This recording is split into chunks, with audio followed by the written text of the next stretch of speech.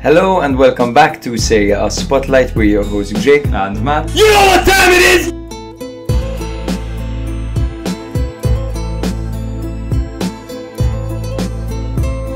I can't tell you guys enough how much you've been my internal monologue when thinking about football for the last year. Yes, amazing! We get to record while drinking some wine. Jake and I will have a very special soft spot for Salernitana. we love them. We love them. Stop zooming in on Allegri's face, bro. You're gonna make How are me you break. exposing me? Because you're gonna make me break, man.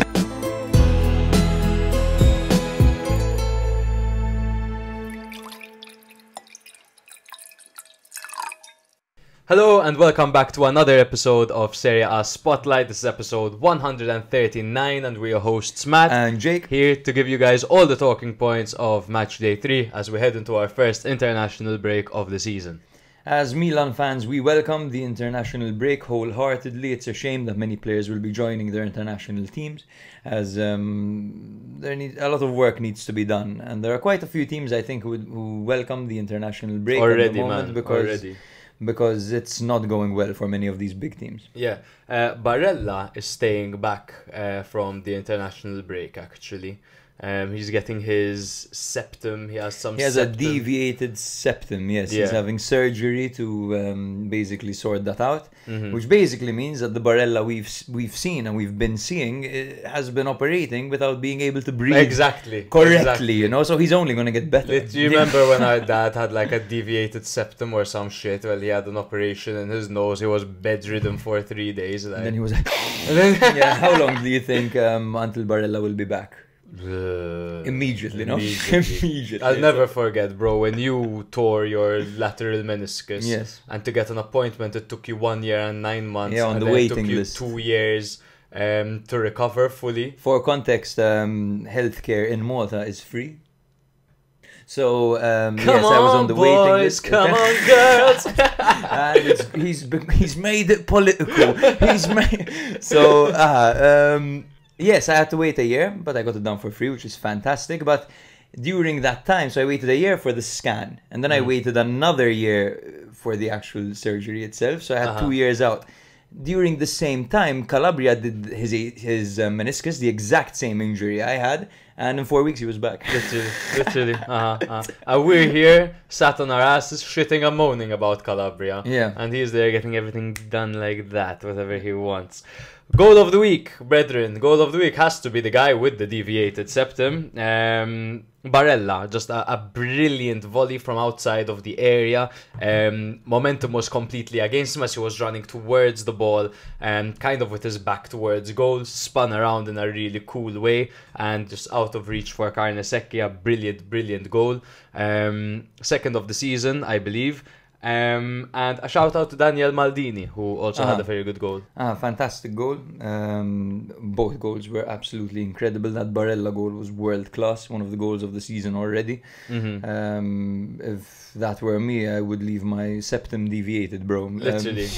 I wouldn't change a thing after a goal like that. Literally, man. Yeah. Literally. If we're talking about superstition, if you're a superstitious man, Barella, you'd keep the septum as it is. Exactly. The Maldini goal was class as well. Maldini was on one, and I think the season will be his proper breakout season, Maldini, because he looks good, bro. Like he's shouldered the responsibility of becoming a protagonist on this Monza team. Milan have a buyback on him, eh? I believe so. I think they get a percentage of future sales, which essentially means they have a buyback. Because if they decide to buy him and they get a percentage of the purchase, they have a discount. That's it. They don't have a buyback clause, but they do have a percentage. Which is, of course, a good thing, because the name Maldini should be protected at all costs. Yes. Absolutely. So I think we should go through our This Week in Serie A, brother. What do you think? Absolutely. We had a good one. This was fun to put together. Crazy, man. It's crazy to think every week we have so much to go through.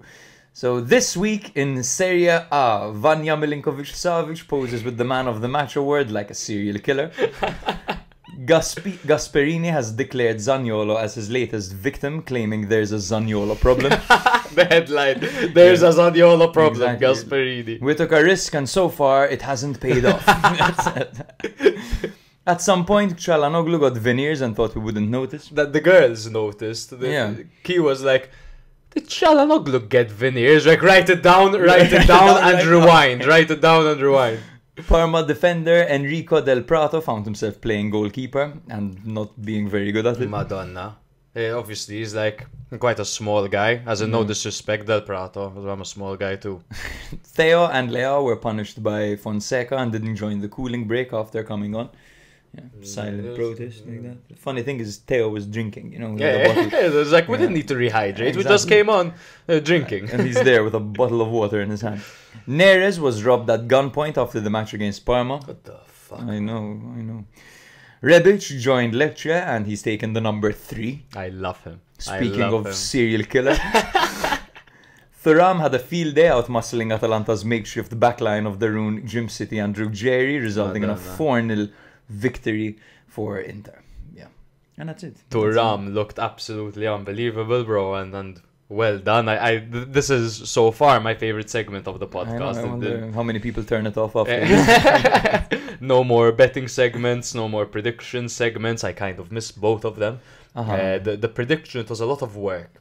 It was stressful, but it was good, man, because we always got to look ahead to what was coming. But anyway, if you guys are new here, don't forget to drop us a like and a follow, and give us a rating as well wherever you're listening to our podcast, and give us some special love and care on YouTube. We're still growing over there, doing much better. We're looking at potential 300 subscribers sometime soon. So if you guys want to play a pivotal part in helping us do that, then now's your chance. And thank you all for 5,000 followers on Instagram. Instagram is a really hard platform to grow. Viral reels have helped us quite a bit. The Kukurea video did its fair share. But for context, we've had over 10k on TikTok for a year, maybe 2 now. Instagram, we had around 1,000 a year and a half ago, and now we're at 5k. Making a thank you for 100 followers post on Instagram. Yes, and I stand by it. 100 was fucking lovely. I remember you had written the caption, and you were like,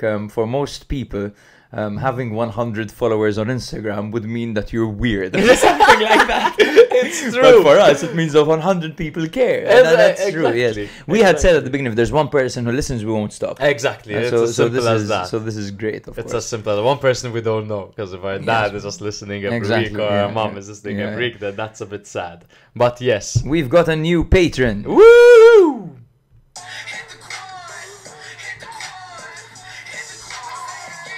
Welcome, Nicholas, and thank you very much for the support. Another American. Yes, sir.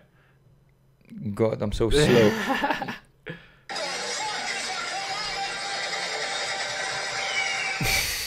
it, guys, coach is right.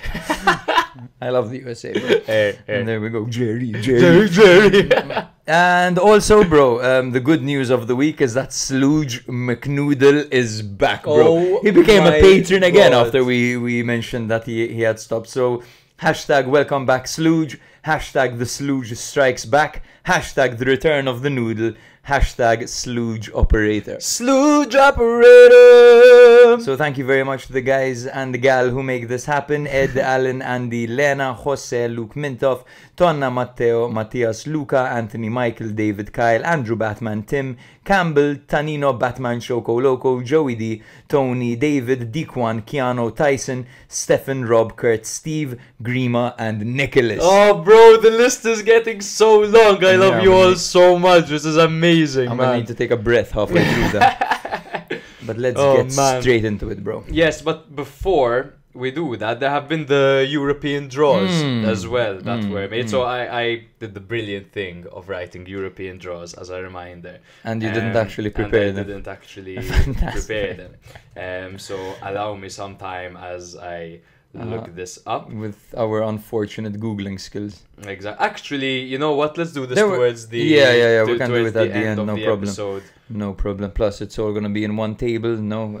Because that's the weird thing. We can't just say they're in a group with these teams and a group with these teams. But essentially, we have to read out like 8 teams every time we say one. So fuck it, guys. We'll post it on Instagram. Yeah. You'll be able to catch it over there, and I'm sure we already have. Actually, it's been on our stories. There you go. So yeah. There you go. I believe my game was first, right, brother? But let's go through the rundown yes, first, of course. before we do Yes, still anything rusty. else. Match day 3 and we're still rusty. We'll start off with Inter 4, Atalanta 0. Inter casually showing us why they are the current champions and showing us that they are significant contenders naturally for this championship. Thuram is looking like an absolute beast. His physicality and his football mind are two things that when you see them working together and he's having games like this, wow, he's such a fucking menace, and it was a really impressive performance once again. Absolutely brilliant, unless Mkhitaryan's in space. It's true, he should have passed. He should have passed. Lazio 2, Milan 2. Milan had taken the lead through Strahinja Pavlovic for his first goal in his second start for Milan. However, Lazio bit back when the coach told them, hey guys, you notice there's a gap on their right-hand side, and they just exposed the gap, and then Milan managed to get a late goal through Leao, linking up brilliantly with Tammy Abraham. In that game, we did see Theo and Leao benched, and there was that whole drama of after they came on, they didn't join the cooling break, which took place, to be fair, 1 minute after they had come on. We'll speak about that in further depth later. We saw Juve's biggest task yet as they faced Roma at home. Obviously, Roma's biggest task yet as well. Roma looked a lot more organised in this game. They gave Juve a little bit of room to play, and in fact it was more of a tactical affair rather than an exciting affair, so it wasn't really end-to-end. It was a lot of possession-based football.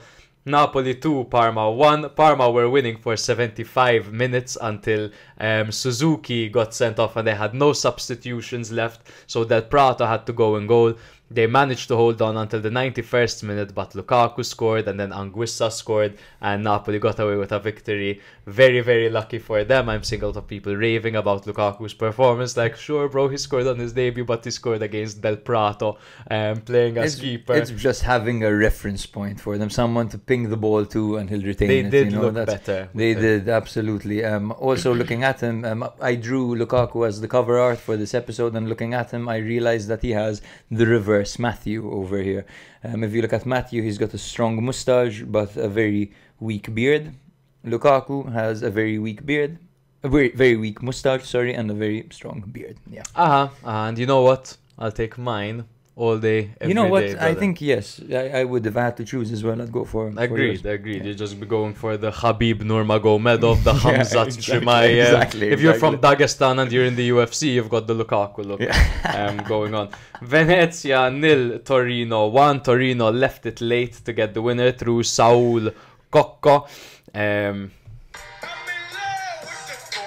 It was right there. It's in the top left corner. I'm looking right at it. I had to. Venezia had a decent game over here, but the best thing about this game were two heroic goalkeeper performances through Joronen and Vanja Milinkovic-Savic. Brilliant. If you admire good goalkeeping work, then go back and watch the highlights of that game. Bologna 1, Empoli 1. Both goals took place in the opening 3 minutes, and it was a whole lot of nothing in this game. Fiorentina fought back to from 2-0 down at home to Monza to make it 2-2, and it was a Robin Gosens header on his debut to get them the equaliser. And very dramatic celebrations. Adli assist. Amazing. Obviously, here we also saw Palladino and Colpani going up against their former teammates. Genoa 0, Verona 2. Two very organised squads going head to head. Verona really impressed me in this game. Junior Messias almost scored the goal of the season, uncontested. He did the, not rainbow flick, but he flicked the ball over his head. Flicked the ball over his head, took on two players, could have passed it to Vitinha, but he beat the last defender as well. Went to dink it over the keeper. And it really looks like the ball was going in, and then the last second someone just went nah, and like blew a gust of wind. That change of pace impressed me. Hey, how he man. managed to it's like he went through like 3 gears. Hey, first, bro. second, third, like bro, the way he just outpaced them. He's playing as a mezzala. Sure, he's injured now. He's injured. Yeah. My Fanta's falling to pieces, man. Udinese 1, Como 0. I really haven't been impressed by fucking Como so far, bro, at all. Individually, they have nice passages of play and everything. They just don't seem to have someone that can fucking make it happen for them, bro. This game, we will get into it in much more detail later on, of course. You are correct. Their moments are very scarce. Like they're Sparse. sparse. They're very Sperms. Like they're very rare, you know. But when they do have a few moments where They have they good link up, passages of they play. look good. Like at one point, Bellotti linked up really well with Strefezza, for example. And the goal they conceded was a goalkeeping blunder, to be honest. So they were unlucky to lose this one. True, and then we ended with Lecce 1, Cagliari 0.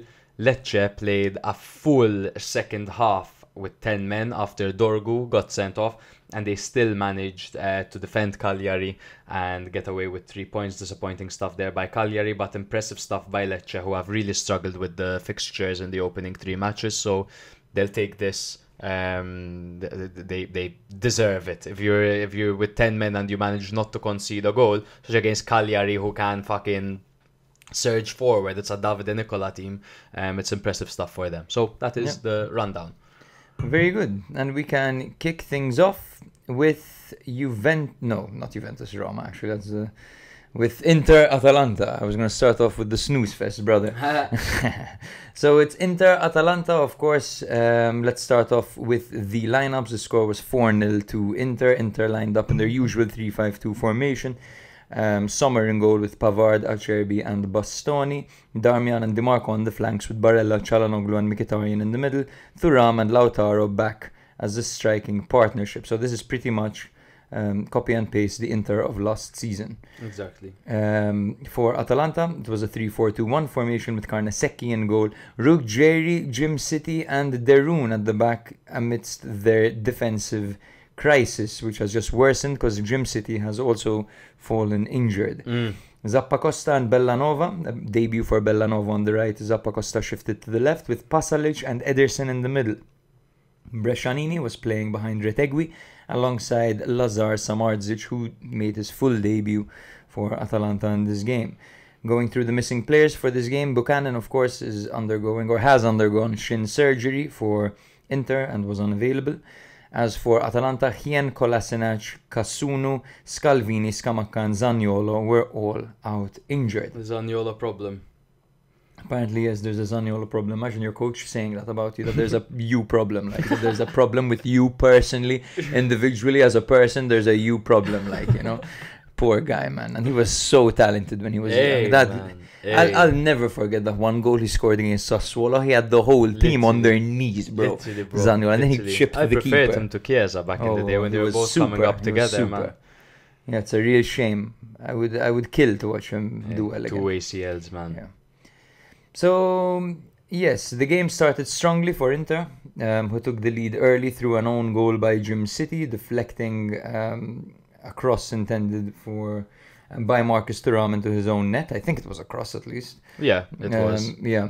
And it was a really soft goal to set the tone for the game, and it pretty much set the tone for the entire game. 3 minutes in, and that's what happened. So, of course, Inter kept pressing. Barella doubled the lead. My God, bro, half a glass of wine and I'm slurring my words. Barella doubled the lead with a stunning volley from outside the box that left Carnesecchi with no chance. This was literally like 10 minutes in. So after this goal, Inter stopped pressing. They sat back. So they pressed intensely for 10 minutes and they managed to take their foot off the gas, and they were like, you know what, you come to us now. We'll press you once you enter our half. Ruggeri allowed Pavard to win the flick-on after a throw-in. This allowed Inter to sit back and not press high up. In contrast to how they started the game, their high press, a splash of luck and some individual brilliance from Barella meant that they could take their foot off the gas just after 20 minutes. Atalanta created chance after chance after the second goal, but Retegui specifically could not capitalize. They kept falling to him, of course, and that's the guy you want them to fall to, but he failed to take advantage of any of the situations. To be honest, none of the chances were clear-cut. Zappacosta had a nice shot at one point. Yeah, and Retegui got the rebound, but he was wrong-footed. It was awkward. It was awkward, yes. In the second half, Thuram added to the scoreline with a quick brace, first capitalizing on defensive disarray after another throw-in to slot the ball past Carnesecchi, and then finishing off a slick team move to make it 3-0. At this point, Atalanta literally gave up, and Inter's fourth goal is totally indicative of that, as it was a comedy of errors. At one point, there was the man on the wing, no one pressing him, and they allowed the cross to come in. Madonna, man. And then, stumbling players, feet sticking out, legs sticking out, and absolutely no one managing to clear it. It was so easy for them to get the ball into the box, Inter, and then once they got the ball into the box, Atalanta's defenders just weren't playing ball. They weren't there to... They weren't committing to anything. It's almost like they were all scared to make any contact with the players. They're just dipping their feet out a little bit, trying to kick the ball away, and Thuram is just there inserting himself physically, just barging everyone out of the way and getting the final touch every time. And whenever he got the final touch, he was only a yard away from goal. So the ball just going past Carnesecchi, there's nothing he can do about it. Absolutely, man. Barella, Çalhanoğlu and Mkhitaryan gives you this this perfect midfield combination, on another note. None of them are really a ball-winning midfielder in the classical sense. There's no aggressive, literally breaker, crusher, you know what I mean?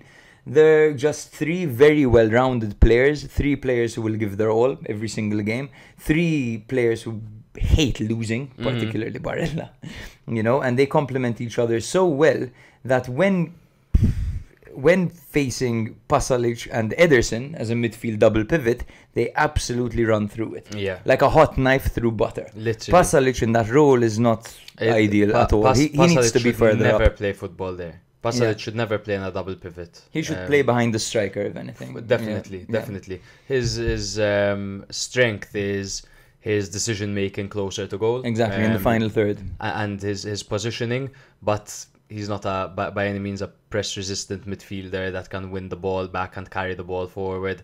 That's what Ederson is. Ederson is that box-to-box ball winner that can carry the ball forward. Now tell me who's going to orchestrate their play over there. Ederson, Pasalic? Exactly. No, It was they don't have that guy over there. And I guess the idea of playing Brescianini and Samardzic over there was actually to outnumber Inter, but it didn't look like that at all. They looked really disjointed, Atalanta. Yeah. The scoreline is quite flattering for Inter, and it's quite deceiving. Atalanta were in it. Even at 2-0, they were creating chances. Even at 3-0, they were creating chances. But at the end of the day, Inter had that splash of luck at the beginning, and that brilliance by Barella, and that literally just was enough to get them over the line and to make it look like a smashing. And to be honest, they managed to do this without using a lot of energy, and they were actually just having fun towards the end of the game, trying shots from a distance. At one point, Thuram had Mkhitaryan completely open, but didn't feel the need to pass to his teammate and try to do it himself. For Inter, it was literally a walk in the park. Towards the end of the day. It was easy. They got 2 goals in nice and early in the 3rd and the 10th, and that is literally what Simone Inzaghi wants, right? Because then it allows him to keep his players fit and healthy without putting in any additional work. And then once again, in the second half, they just came out, scored instantly in the 47th and then in the 56th, and after that it's just damage control for Gasperini. They made defensive substitutions while Inter were just happy to play the ball around, give some kids some good minutes, and business as usual really for Inter, who are used to blowing teams out of the water in that way. And plus, Atalanta have never beaten Inter at the San Siro.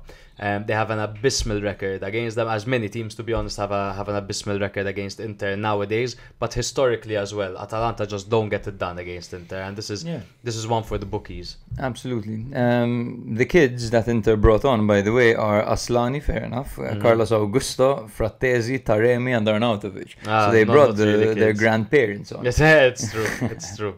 Yeah, I guess Aslani is a kid. Yeah. Di Marcos scored offside. Unlucky not to have his name on the score sheet after a fantastic performance. Much better from Di Marco. At the start of the season, we saw a worse version of himself, definitely. I think the worst performers on the Atalanta team, it's hard to single out people, but Jim City had a bit of a nightmare. Granted, his colleagues weren't natural centre-backs, but it was up to him, I think, to really take responsibility and to lead at the back, but he kind of failed to do so, and was a little bit all over the place and erratic and clearly frustrated by the end of it, and he was one of the ones who gave up, to be honest. Yeah. In the heart of that defense, they didn't have the easiest of jobs. Carnesecchi wasn't really directly at fault for every goal, or for any goals, to be honest. But he he could have been better as well. I feel like he could have been more of a guess. commanding figure over there. But yes, Gasparini's words, shall we? Shall Yes, I try sir. to get through this? I'm going to put this away. So, we stepped into the pitch today with obvious difficulties, said Gasparini, especially in defence, where it was an emergency situation. Yes, I agree, true. Those first 10 minutes really hit the morale of the team, but I am convinced that our real season will only begin after the international break. Despite the very negative result, I saw some positive aspects today, especially from the new arrivals. I assume he's talking about Samardzic, who was very involved in creating moments, and Bellanova. But to be honest, I wasn't impressed by his debut. It was difficult No. to kind of rate his Still early for performance. him. It's still early, exactly, and they got destroyed. We tried to create something, especially in the first half, but it was not sufficient. Yes, now we have to build on these small positives to try to create a more complete squad.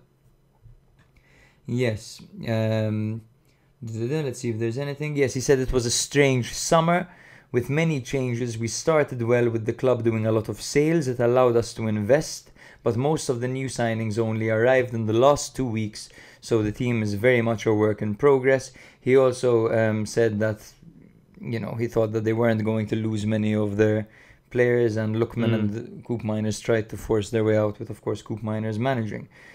And that's pretty much it. He also mentioned the injuries to Scamacca and Scalvini. Yeah, not exactly an Yeah. ideal start for Atalanta. Exactly. I think the unsung hero on this Inter team, by the way, is Mkhitaryan, because I didn't mention this. Mkhitaryan's movement is absolutely incredible. always has been, man. Incredible, Yeah. dude, incredible. So just sit down, watch an Inter game, and keep your eyes on Mkhitaryan. He moves so intelligently, and it's not like he's in full gear all the time, speeding. He only accelerates. He coasts, man. He's coasting in third the entire time, but he's in the perfect positions. And then when he gets the ball, that's when he changes gear and advances. It's going to be hard for Zielinski to displace him anytime Absolutely, soon. yes, definitely. XG, fun fact, is Inter had a 1.31 XG, while Atalanta had a 1.36. That's unbelievable. XG. So it goes to would show that never- Atalanta were very unlucky, man. I would have never guessed, though. I would have Yeah. never guessed. Shall we jump to the next game? Yes, if there's nothing you want to add, I mean, it's Not pretty particularly. It straightforward, was, yeah. when Inter beat a team 4-0, how long are we going to kiss Inter's asses for? It was a brilliant fucking performance for them. And Yeah. Atalanta, yes, they were unlucky, but they also plagued with injuries, a debutant in the team. And they just weren't up for it, though. Even historically, they don't do a good job in San Siro against Inter. Very tough, eh? Yeah, but next up, Lazio 2, Milan 2. Lazio started things off in this campaign, winning 3-1 at home against Venezia, but then losing against Udinese 2-1. Milan, on the other hand, still winless, drawing 2-2 to Torino on the opening day, and losing 2-1 to Parma on the second day. Ciao, Jovic, Benacer, Morata, Florenzi and Sportiello were on the absentee list for Milan, but the headlines were dominated with the fact that Fonseca had dropped Theo and Leao from the starting 11.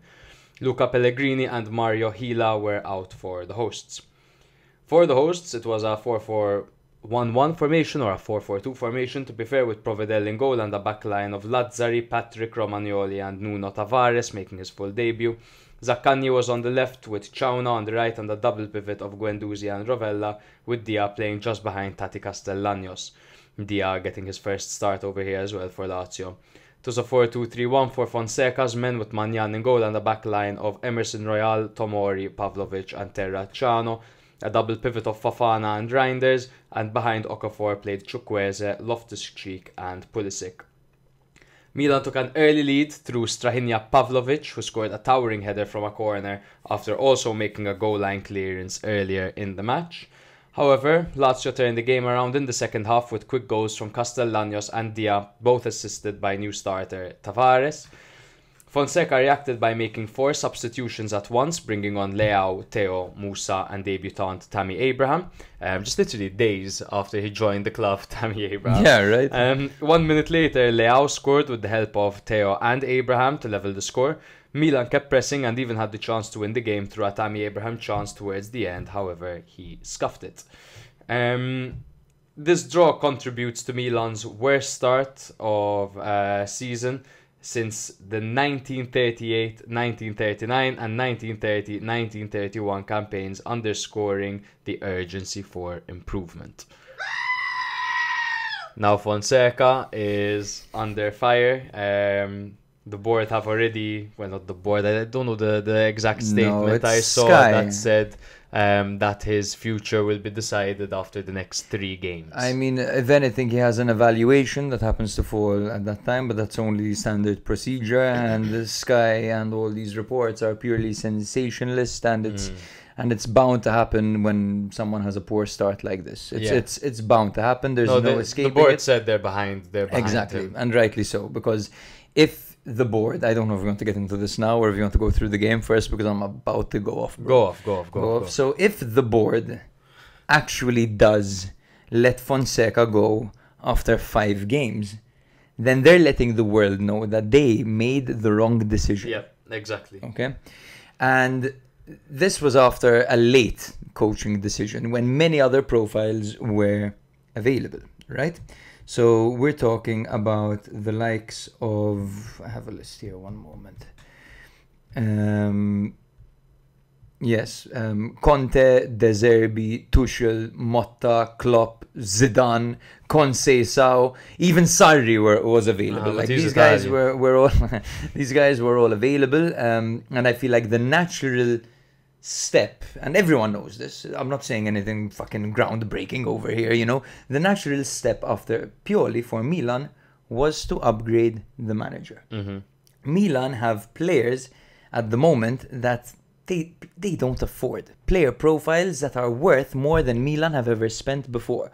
Why? As Mourinho said, because these are investments from the past. Yeah, investments from the past, and good, smart, opportunistic signings. Manian, Leao, Theo Hernandez. These guys, you could never get them. You have to get them young and make them, right? Made money for. Exactly.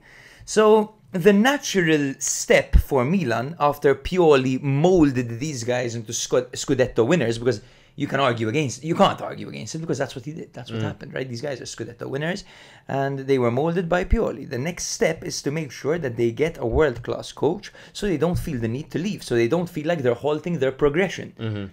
So why the hell do Milan go for a cheaper alternative in Fonseca? I mean, I know it's hindsight, you know, and I know that he has his accolades, but it was the time to make a clear upgrade, to take that next step, I think, for Milan, and they failed to do so. But now that you've made your bed and you've hired Fonseca, you've got to sleep in it. You've got to prove that you believe in this guy, and you've got to keep him on. None of this sending Fonseca away and bringing Pioli back because he's still under contract and all this shit. That shows a lack of direction. Literally. You need to stick by Fonseca. And it just then comes down to their initial decision of hiring Fonseca in the first place, right? You made it clear. You said that if they let him go anytime soon, means they're admitting to making the wrong decision. It's very likely that is the case, that it was a wrong decision, because I believe that they looked at it from a very, what's the word I want to use? An ideologic kind of way. Algorithmic, brother. Algorithmic. They looked at it from a very algorithmic lens. Yes. They forgot that they had 11 players. You put it perfectly. 11 investments from the past that have grown with the team. They're champions. They've been disappointed over the last 2 seasons, and they need to step it up. Now, what did Milan do? They opted for a manager with a very similar profile to Pioli. It's like when Napoli hired Rudy Garcia because he was as similar to Spalletti as possible. Difference is Spalletti had won them the league, right? Exactly, and he's a much better manager. So, and Milan wanted to play dominant football. Clearly, the issue with Milan over the past 2 seasons where they were conceding, there was a point they were conceding 4 or 5 goals to everyone, to Sassuolo, to Lazio, to Inter, the double defeat to Chelsea 3-0 and 2-0. They're just getting fucked by everyone, conceding all those goals. And what do? They go out and get a guy that doesn't know how to defend, and who, if you look at his past, everyone says the same thing about him. He's great at controlling games, the same way Pioli was great at controlling games, but his defense leaves a lot to be desired. not only is that the case, but the board's investments in the defenders that they brought, it's not up to scratch. Pavlovic, sure. Fantastic. Fantastic. Yes. 22 years old. Scored his first goal. I think he was out of position for the 2 goals that Milan conceded. He was. But the main fucking problem is this Emerson Royal guy, right? That they brought in on the right hand side. That every single goal that Milan have conceded so far has come from him and Calabria's side, because they only managed to get the only right back in the world that is worse than Calabria at the moment. I swear to God, because Calabria looks like a fucking waiter when he's running back to get the ball. He looks like Florenzi. Florenzi has had 2 ACL surgeries and he's into his 30s. Calabria's 26. Why is he... Calabria must be older. He's been 26. Whatever, he's in the prime of his career. What is he, 29? Oh God! You looked up Reggio Calabria's age, bro. If you're wondering, it's 774,000 years old. Reggio Wow, yeah. Wow! You heard it here first, guys. Davide Calabria age 27. No, he's still young. Mm-hmm. But the right hand side is a clear vulnerability for Milan, and it's obvious that every single team that plays against Milan is going to do the exact same thing, and something needs to change. Second point of criticism about this whole Milan thing going on right now. Zlatan. Why is he on holiday? So I don't think the problem is that... okay, so I totally agree with you. It's not a good look when you're playing Lazio and the guy who claims that he's so involved with the club is out on holiday. But let's be real. Zlatan is an ambassador. He's not, though. Zlatan is playing the role of a senior advisor. Oh, yeah, advisor. Okay, yes, true. And the whole point of them bringing him is because he's a motivator. Where's he gonna motivate them from? San Remo, bro, or wherever the fuck he is now? Yeah, look, I think the problem is simply that there's no sporting director. Why? Why is there no sporting director? This is a football club. There needs to be a sporting director. There needs to be a direction that you're going towards. Otherwise, everything is random, right?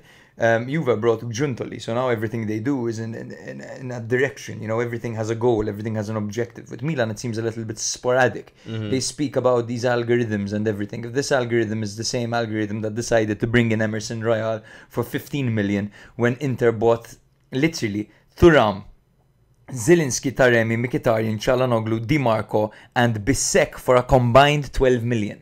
Less than Milan paid for Emerson Royal. Now, granted, alright, there are the salaries and all that, but that's that's clear. I mean, they have Marotta, they've got a vision, they can spot a bargain, while Milan seem a little bit confused at the moment, all over the place.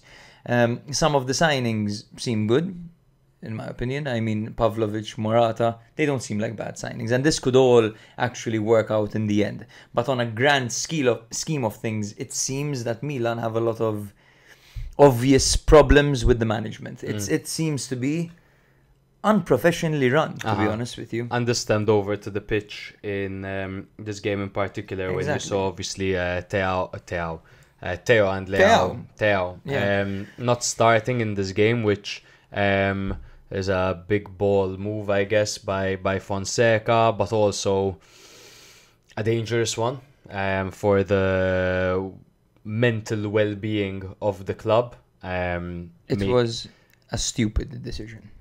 Yeah. Completely. Because you want the team on your side, man. You have 2 influential players, 2 players who are loved in the dressing room, like Theo and Leao. 2 of the best players at Milan. Literally the 2 best players. And you're gonna drop them. You're gonna publicly humiliate them. When and they're young, dying, you haven't gotten a victory yet. You don't afford to be taking these risks, brother. What are you doing? And you've got big egos at play here. You don't want to unsettle an entire locker room. You should be bloody praising these guys and lifting them up like Mourinho does, you know? Exactly. Where you make them feel like they're the most important, most special people in the world. What do you think about the water break thing? I think that was a silent protest.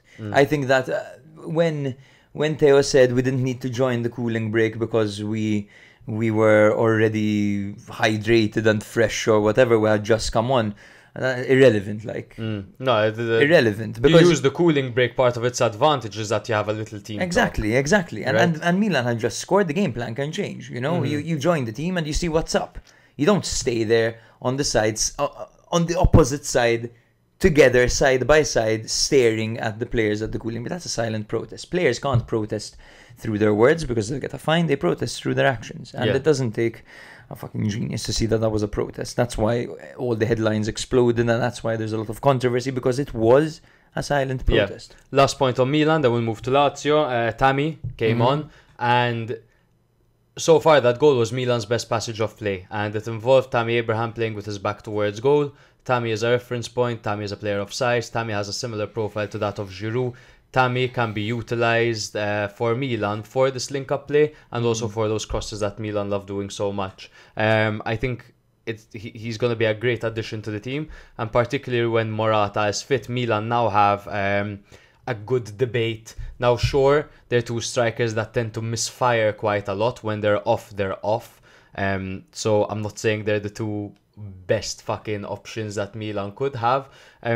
But for how Milan want to play football, they both fit one element of that. So if Milan want to cross the ball, they've got Tammy. If Milan want to build play up, then they've got both of them, to be honest. But Morata for that grinta, that press, so on and so forth.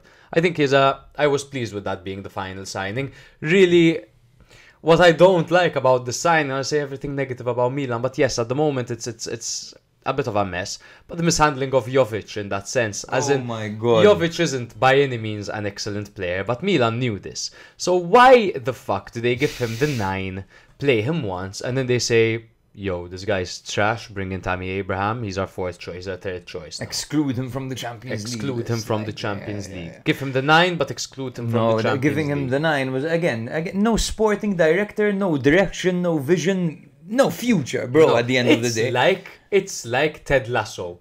It just, we make Zlatan, bring in Zlatan, this, that. It's a whole, it's a show. They have absolutely no idea what they're doing. I think that Jovic situation is actually embarrassing. It's true. You give him the 9, everyone's eyebrows were raised when they gave Jovic the 9. I mean, come on, you saw last season that the guy was ineffective starting from the very beginning of the match. Your 9 needs to be your main striker. The 9 represents your best player up front. You're going to give the 9 to a player who would score goals coming on only. Yeah. And when given the responsibility of starting from the first minute, would absolutely disappear every single time. I don't think he scored a single goal as a starter for Milan, bro. No, I don't think he I don't think so. I can't remember a single one. Was his only one. Lazio bounced back very well in the second half, and credit to Baroni for instructing his team to do whatever it was that they did. It's true, by the way. I wanted to comment on this about the goals coming from the right-hand side.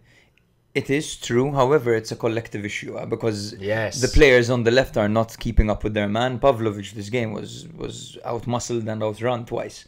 So it's not and the ball came, of course, from the opposite side where they failed to press and break down the play. So it is a collective issue. It's and the midfield not regaining, but the midfield being literally incapable of regaining possession. Fofana's first start, and I don't think I saw him win a ball. I saw him take a lot of risks. Relax. Reinders not committing to the tackle when Tavares has the ball on his left and he's about to cross it in. Like, come on. And he's obviously going to cross it. Commit to the tackle. Yeah. But Lazio did well to bounce back. They did excellently to bounce back, actually. Nuno Tavares had a brilliant debut. He was excellent. He showed us everything Theo said, essentially, that going forward, he is a fucking beast. He's a monster.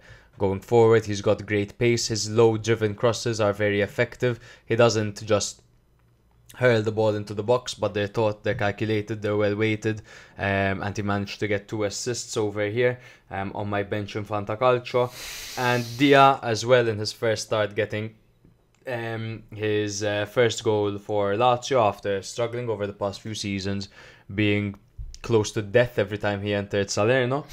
It was a good showing for Lazio.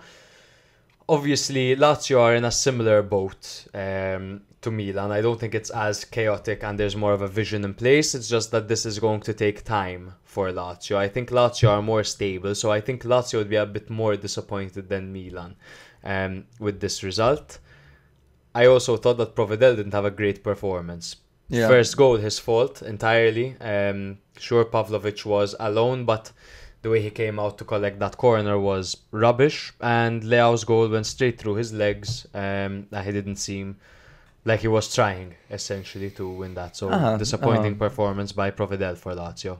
I think that Baroni managed the game quite well. In the first half, they weren't pressing at all. In the second half, they came out, they pressed, and Milan fell apart. The second that Milan were pressed, they collapsed. I was impressed by Dia. I don't think he played behind Castellanos. I think the lineup's misleading. I think they were alongside each other, and they complement each other really nicely. You've got kind of the brains and the muscle, you know what I mean? Yeah. I mean, take nothing away from Castellanos' strength or Dia's intelligence, but they have clear strengths. I think that Castellanos' movement is very good, and his ability to spot a run. And I think that Dia, man, when it comes to, at one point he manhandled Pavlovic, and Pavlovic is a big guy, you know, and he manhandled him and managed to make the run in, the unmovable brick wall, yeah. So yes, I was very impressed by Lazio's ability to get back into the game. Baroni spoke after the game, and he said he obviously acknowledged the same thing as us, that he emphasized the importance of intensity and aggressiveness, especially when coming back into the game. He highlighted his decision to field 2 strikers as a signal to the team to take risks, whilst also stressing the need for balance in their approach, which I think they are starting to showcase. Fonseca said Milan were good in the first half, controlling the game. Things changed in the second as they allowed Lazio to play their own game. He refuted claims that Milan was missing a key player in midfield. Instead, he highlighted the team's lack of risk-taking as the main problem, particularly when facing the higher press from the opposition. I'm not going to say that Fonseca is entirely wrong. I'm sure that these guys need more minutes, and I'm sure what he's saying is a genuine problem. However, I preferred the way he spoke after the opening 2 match days, where he said that winning the ball back is a key problem for Milan, particularly in the midfield. Yes. Collective defending is a problem, he said, and it's true. It's true, it's spot on. I think once again we saw that as the issue, because Milan controlled the game well. Obviously Lazio did have that moment where they exposed Milan's weaknesses. However, Milan were quick to get back into the game and take control once again after, with some good changes being made. But yep, to be honest, I think we can close off this game, bro, unless you want to add anything else. Shout out to Pulisic for pressing pretty much alone for most of the time. I thought Okafor was okay on a positive side. Chukwueze invisible. Loftus-Cheek okay in transition, literally in positions where he's not a trequartista, he's okay. Fofana kind of meh debut. Reinders not his best showing. Terracciano not too bad. No, he was right. Decent. He was ignored at times, I felt. Yeah. But yeah. I think we can move on, to be honest. I was impressed, by the way, by Isaacson when he came on as well. He gave us a real lot of problems, man. Yeah, quite a few. All right, so the next game we have is Juve 0, Roma 0. Yes. Juve lined up in a 4-2-3-1 formation with Di Gregorio in goal, Savona and Cabal as the fullbacks, with Gatti and Bremer at the back, Locatelli and Fagioli in the double pivot with Cambiaso and Imbangula on the wings, Yildiz playing behind Vlahovic. For Roma, it was a 4-2-3-1 formation with Zvilar in goal, Angelino on the left, Celik on the right, and Dika and Mancini as the centre-back partnership, with youth Niccolo Pisilli and Brian Cristante as the midfield double pivot. A debut for Salamakers on the left with Mattias Sule on the right, and Lorenzo Pellegrini playing behind Artem Dobvik. De Rossi not playing the bala. Yes, to be honest, they did need a second gear a new gear in the second half, but he couldn't. I don't think it's entirely that, though. Yeah. I think it's more a statement that he wants the team to be balanced, and this is the way that he wants the team. What do you mean? You think he's actually he's choosing not to play Dybala for balanced reasons, but then why not? I think it might also be a fitness issue, to be honest, and maybe to protect him a little bit, because Dybala historically has been very injury prone and struggles. I mean, it's the third game of the season, though. He just but they've just come back from holidays and all that. You know, there was a whole drama around him. Sule is young and sharp and fresh, and I guess We'll see. We'll see. They what gave will them a happen. half each, and I mean, you can't leave your most important player for the second half. That would make more sense logically than taking him out for the second half. So Juve and Roma played out a goalless draw at the Allianz Stadium, a result that left both teams with mixed feelings. I think Roma happy, Juve sad. Agree? Yes. Yeah. Juve controlled possession but struggled to create clear-cut chances, while Roma, of course, still recovering from a recent loss to Empoli, defended solidly and managed to earn a valuable point. The match was tactical, cautious and lacked significant goal-scoring opportunities, with both teams careful to avoid making mistakes than taking risks. Yeah, it was quite cagey. It was quite cagey. Absolutely cagey. I thought that the match was a bit of a chess game. Thiago Motta and De Rossi facing off. I think the priority here was defensive solidity. That was the main priority. Juve, although dominating possession, failed to break down Roma's deep-lying press. I thought that most of their patterns in the first half ended up with Cambiaso trying to square it and the defender constantly blocking it and clearing it out of play. Vlahovic tried a lot in the first half and had a very positive first half. However, in the second half, when Koopmeiners and Conceição came on, many intricate quick passes were being played and Vlahovic was not sharp enough to keep up. He often lost the ball or was late to a pass or simply didn't see a pass coming. So he had a frustrating night, Vlahovic. I think he will grow into it and he'll get used to the quick minds of his new teammates and the new approach, and he will thrive when he does manage to. Conceição looked good when he came on. He did, man. Koopmeiners, it just looked like he felt the moment a bit too much. Absolutely. Even at a point he went to take a corner and he took a second to wave at his new fans, and it was like, okay, cool. But it showed that he felt like a foreigner over there. He doesn't belong quite yet. He felt the pressure.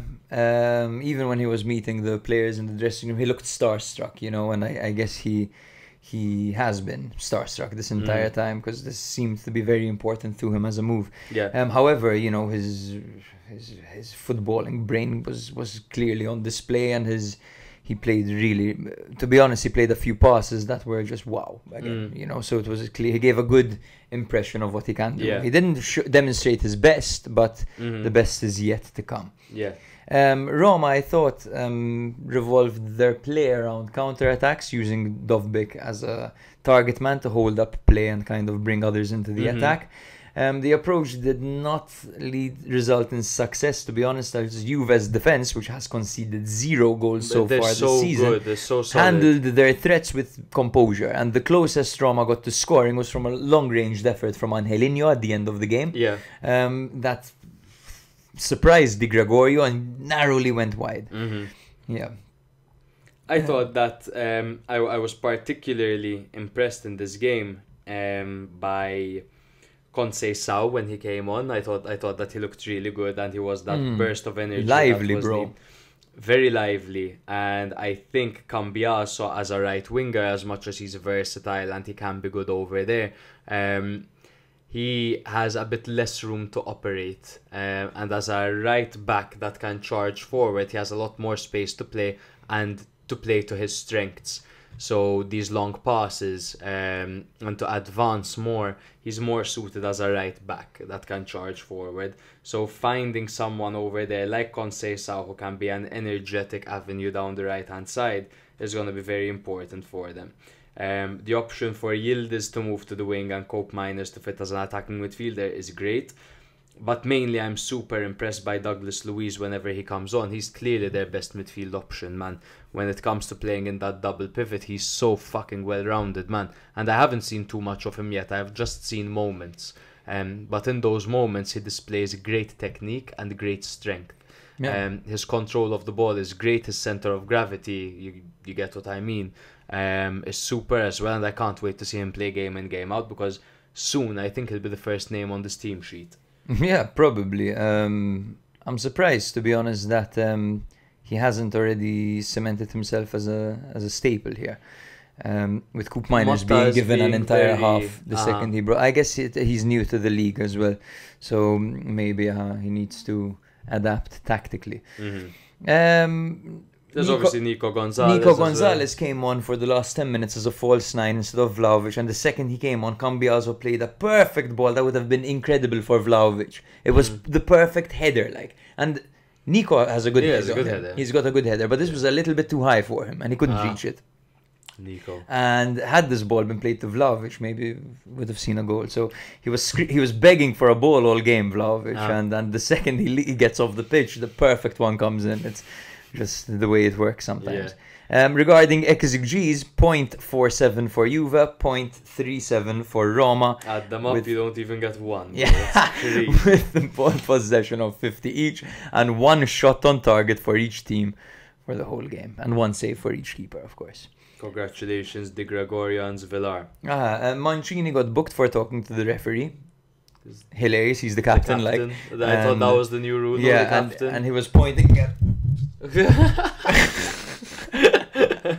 Mic check, 1 2. Mic check. He was pointing at the armband, saying like, "What the hell? I'm the captain." I was laughing like, I'm literally the only one who's allowed to talk to you, and you're Literally. booking me for talking to you. Rest in pieces to Angelinho's testicles because he took a shot to them. Yes, Massive that one. looked horrific, Miski. Yes. And that was basically it. Somehow, the Serie A official YouTube channel found 20 minutes of highlights to put together. Hey. Everyone's been begging for longer highlights on Serie A's YouTube, and they've actually listened, and they've started That's releasing great, 20-minute highlights, which are amazing. I They are recommend great, checking they them are out. great. They're fantastic. I just want to highlight one more guy before we move on, and it's Manu Kone. He was good. Came on to replace Pisilli.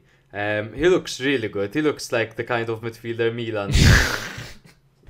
He's out Absolutely. on international duty now, of course, alongside Fofana. So hopefully they'll have a long conversation about their strengths and weaknesses, and they can bring each other up to speed. Yes. I think that before we move on, massive respect to De Rossi for tactically drilling such a compact defense in an emergency game after everything had been going tits up.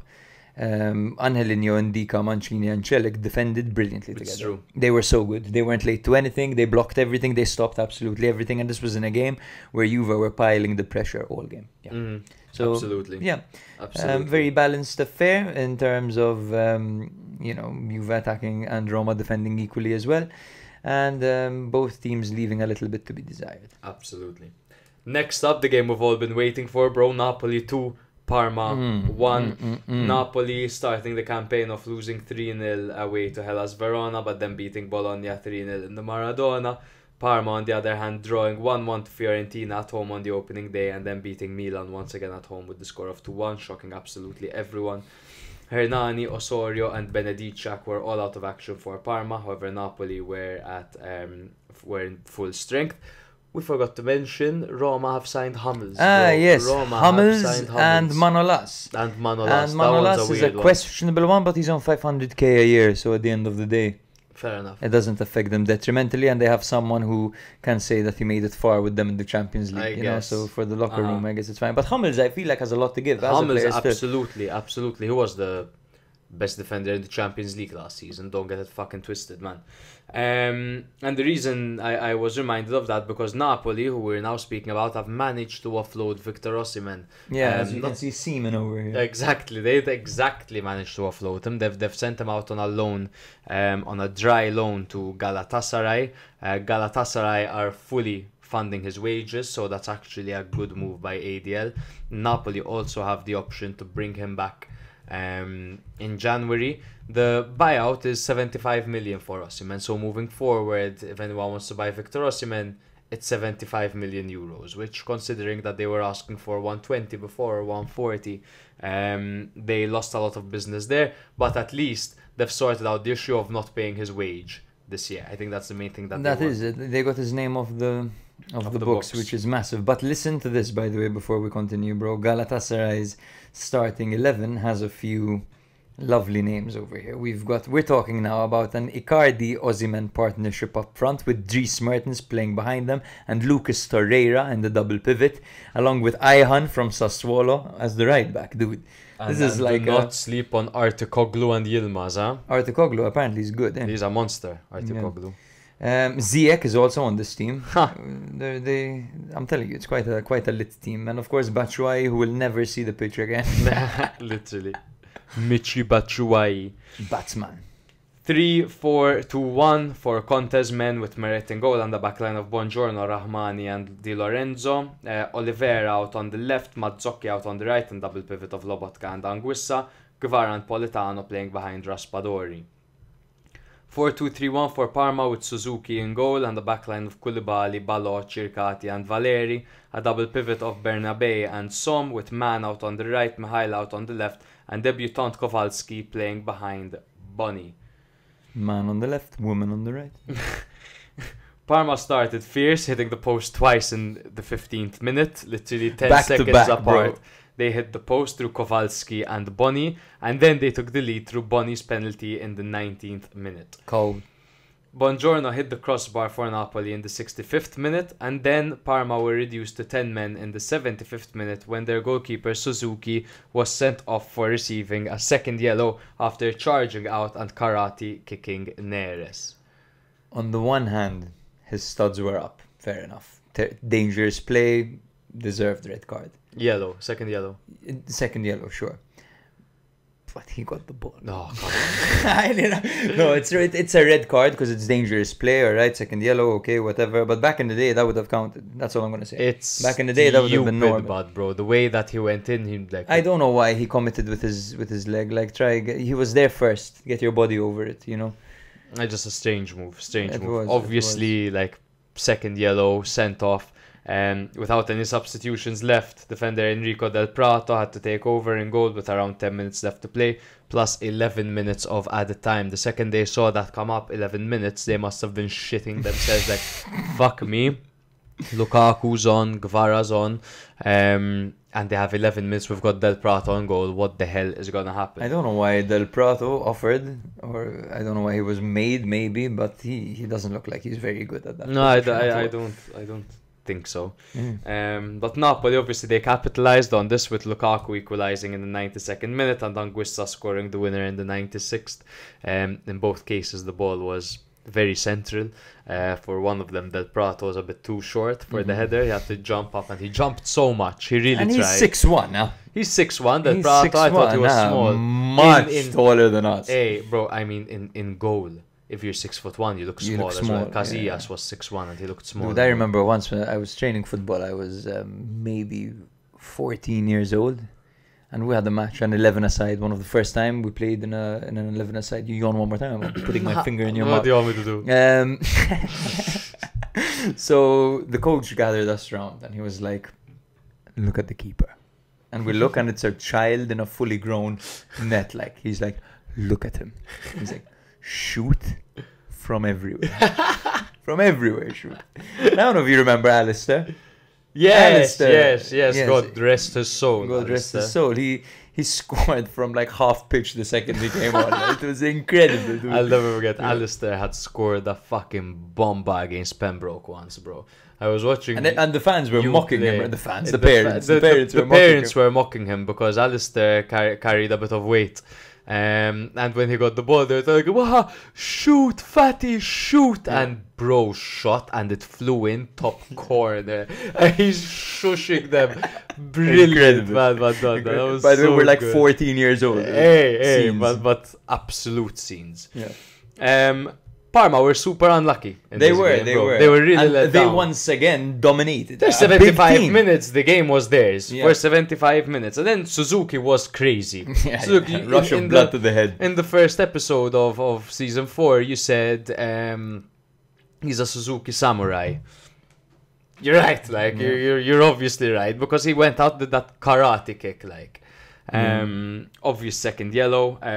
Naturally, Napoli, it's tough for me to criticize Napoli because they smelt blood and they got away with the full 3 points. Some of it was made easy for them, and it is.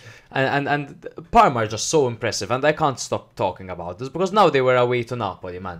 Yeah. They're away to Napoli, and they led for 91 minutes, and for 11 of those minutes they had Del Prato in goal. And the mentality is next level because they left that pitch with their heads hanging.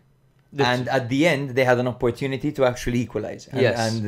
And they failed to do so. Meret had a really good save. I believe it was on Almquist at the end of the game. Yes. To leave that pitch with your head hanging after a performance like that, after being 1-0 down and dominating Napoli, and conceding 2 because you have a player in goal, and then almost equalizing at the end, and you're leaving and you're looking sad, they should be proud, man, of that performance. Absolutely, man. And Napoli as well should also be proud because they had a penalty call in the 91st minute, I believe, and it went to VAR. It was an Almquist tackle in the box. It went to VAR, and he had just got the ball and then the heel of the player, of the man, and the referee turned it away. And at that point, they were losing 1-0 Napoli. So to not allow themselves to get disheartened by that and to go out and score 2 goals after that and take home all 3 points, that might be the Conte effect.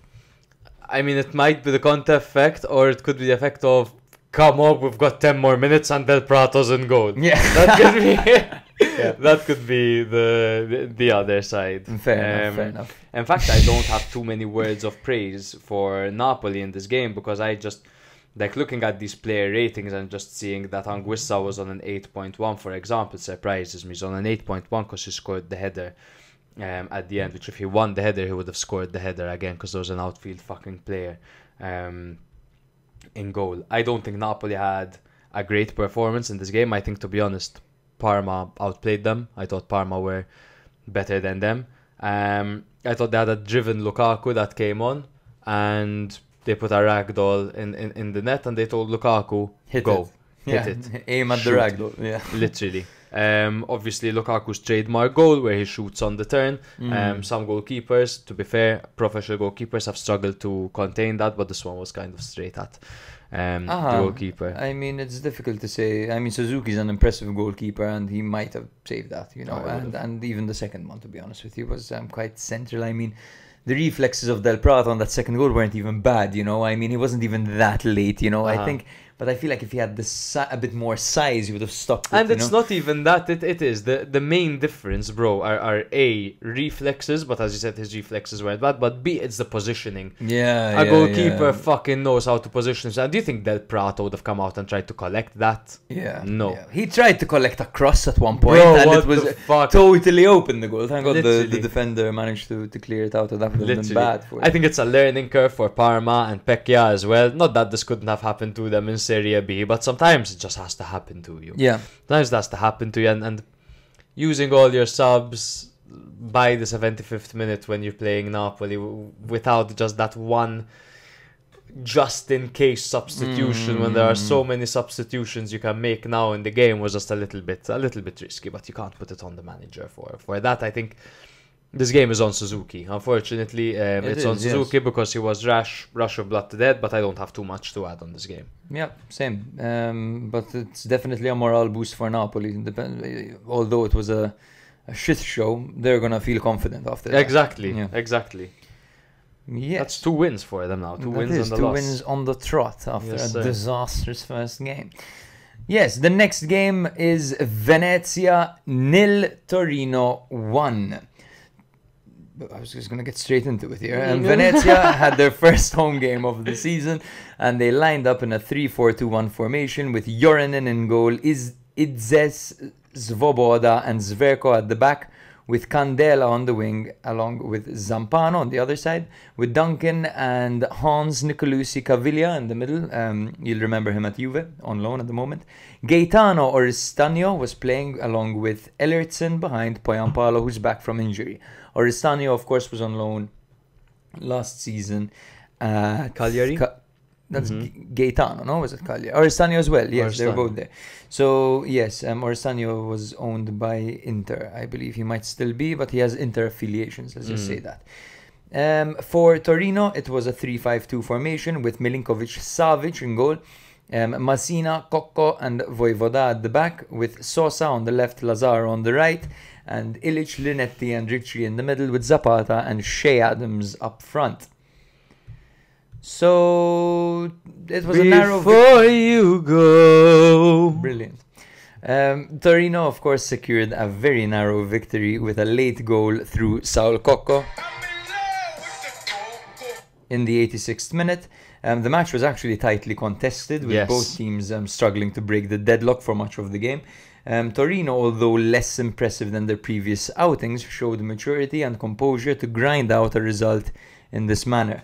Vanya and Yorinen were absolutely outstanding. They're like two superheroes. That first half was just a demonstration of goalkeeping brilliance. Hey, man. Hey. One save after the other, both of them. Especially Vanya. Nicolosi. Yorinen had a very well-read save at a point where he dove into the corner pretty much before the shot was taken. A snapshot from inside the box, like on the penalty on the penalty spot. Yeah. However, that one save by Vanya where it was going right into the top corner, like perfect. From Nicolusi's shot. Yeah. From Nicolusi's shot. One of his three. And the way he just tips it around the bar is just fantastic, man. The thing is, he'd be full stretch and he doesn't even look it because he's so massive. He barely leaves the ground. It's true. He barely needs to dive. He's so big. He's getting better every season. He is getting better every season, and he's becoming a leader as well. And you can see the way the players respond to him. He's the guy at the back. He keeps everything together. He's also fucking petrifying, bro. He is, man. That's that fucking man of the match trophy. The way he had. Who holds a man of the match trophy like that? One hand just staring at the camera. Like this. Yeah. And bro, a minute for a minute, like it was. At a point, I felt fucking violated because we were just like hanging around the living room. And you were like, "What's he doing? What's he doing?" I almost shouted, "Ah!" Yeah. Venezia started the game with high energy and they came out pressing in the opening half hour. Torino maintained a solid defensive structure. They kept them at bay. Torino had a more cautious approach to this game compared to other matches where they pressed a lot and they attacked a lot and they looked more fluid in previous games. This one they seemed to maintain defensive solidarity rather than dominating possession. They gave up possession, no problem, and they stayed compact and they hit when they needed to hit. The match shifted into Torino's favour after Vanoli made adjustments in the second half. He introduced Pedersen and Sanabria to freshen up the attack, switching to a 3-4-2-1 formation, which eventually did lead to the winning goal, even though it came from a set piece. Yes. But yeah, very well managed, very well organised, and impressive as always this season, Torino. Torino, and they're top of the table alongside 2 or 3 other teams. I believe they're on 7 points. And they've done it all while looking very good. Now, of course, a victory against Venezia by narrow margins isn't typically something you write home about. But the lead that they took against Milan, where they were up 2-0 and they deserved to win that game, was their second match of the season against their victory. The game before this. They had. Remind me. So Atalanta. Milan, Atalanta, and then Venezia. They beat 2-1 Atalanta. Victory over Crazy. Atalanta. Torino are looking really, really good, and it's interesting because before it was a question of do they have the players but not the manager, or do they have the manager and not the players? I thought it was that they have okay players, that they have quite good players, but their manager is the guy giving them stability because before him they were battling relegation. Oh, they were a Mihailovic side for a while. They went through the whole but I ringer feel like they needed Juric. When they had Juric, they needed Juric. This was a good step for them to take. Now Vanoli, obviously, he just came up from Serie B, so they will have their hiccups and their slip-ups and they'll learn as they go. But seeing them as a more offensive side and more of a fluid side, they look good, man, Torino. They look really, really good. I'm really impressed by them. Nice reception for Vanoli from his ex-team. Yes. By the way, they respect him, of course, taking him up to Serie A. But yes, absolutely, bro. Torino look really solid, and I love the fact that they're looking like a team that adapts to the opponent, you know? This team wasn't the same team that we saw against Milan and Atalanta. They knew the game was going to be different, and they approached it in that manner. Vanoli is known for that. He used to do that at Venezia. He used to always prepare for the team ahead of him. Exactly. You look at them in the playoffs, and they look different in every single match. Yes. As for Venezia, to speak a little bit about them, they did not look like a Di Francesco side, as Mattias said on the group chat. He said It's that very this true. team did not look like a Di Francesco side. It's true. So I wonder if he's switching his ways, or maybe he's tired of constant back-to-back relegations and wants to actually remain in Serie A in the future, so he's adapting. But they were unlucky not to take the lead early on. Some heroics by Vanya. Yes, of course. A few notes on some of their players. I'm still impressed by this Izdes guy, bro. He The is first good, he is Indonesian good. in Serie A. He's really commanding at the back at one You point. love that. I love that. right? First The Indonesian, because there's Indonesian so in many Serie A. Indonesians. Like, how is he the first? There are so many Indonesians, bro. There are. You know walked what? I wish round there the were more. corner last time. I wish there were more. Love Same. them. He's commanding at the back, bro. He at one point had a really good goal line clearance. He's a cool head at the back. Yeah. Yeah. The 17th minute, he cleared the ball off the line. I thought that Poyampalo, having him back, Venezia looked like they actually had a reference. He's good. He's good. What was that? You've reached where I was during the Milan game, bro. This was me in the opening game of the episode, just so you know. Like, yeah. I'm good. Poyampalo, bro. Yeah, cool head up front. You can tell that they trust him, and he kind of keeps the team calm. His demeanor is very positive. He's a leader, clearly. Yeah. Gitkier, on the other hand, when he came on, didn't look sharp at all. He had one moment he failed to hit the target. I thought he was a little bit lackluster, personally. On the other, Zampano struggled a bit. Nicolucci was so unlucky not to get a goal. His easiest chance, his clearest chance, he failed to hit the target. The more complicated ones, he forced Vanya into big saves. Nicolucci's on loan, right? Yes, he He must must be. be on loan. Must He be, must must be be. on loan. Shea Adams almost got another goal, but that was the Jorinen save. Yeah. Incredible save on Shea Adams. Where he dove before the ball was even exactly, stuck. exactly. He knew where it was going. He read it, bro. Yeah, it was incredible. But yes, KGFR with Torino getting a well-deserved victory. Yes, sir. Bologna 1, Empoli 1. Shit start for Bologna this season under new management, under Italiano. They drew 1-1 to Udinese on the opening day and then lost 3-0 to Napoli. West Empoli have had a very positive start. They're one of the few teams that are undefeated in Serie A. And they've played Monza and Roma. They drew 0-0 to Monza and they beat Roma 2-1 away from home. They've got the best player in the league, bro. Fazzini. Emanuele Giazzi. He's been on fire, bro. Bro, he has been scored with his chest in this one. Indoi was ruled out for 3 weeks with a muscular strain, joining Ehrlich, Cambiaghi, El Azuzi and Ferguson on the treatment table. Empoli missed Perizan, Sambia, Zurkowski, Bellardinelli and Ebuehi, with coach Roberto D'Aversa still suspended, bro. He hasn't once featured on the bench yet, D'Aversa. Still suspended from that one time he lost his shit. So it was Salvatore Sullo on the bench. Yes, still. Every single time it's been Sullo so far. I think they might want to keep it that way.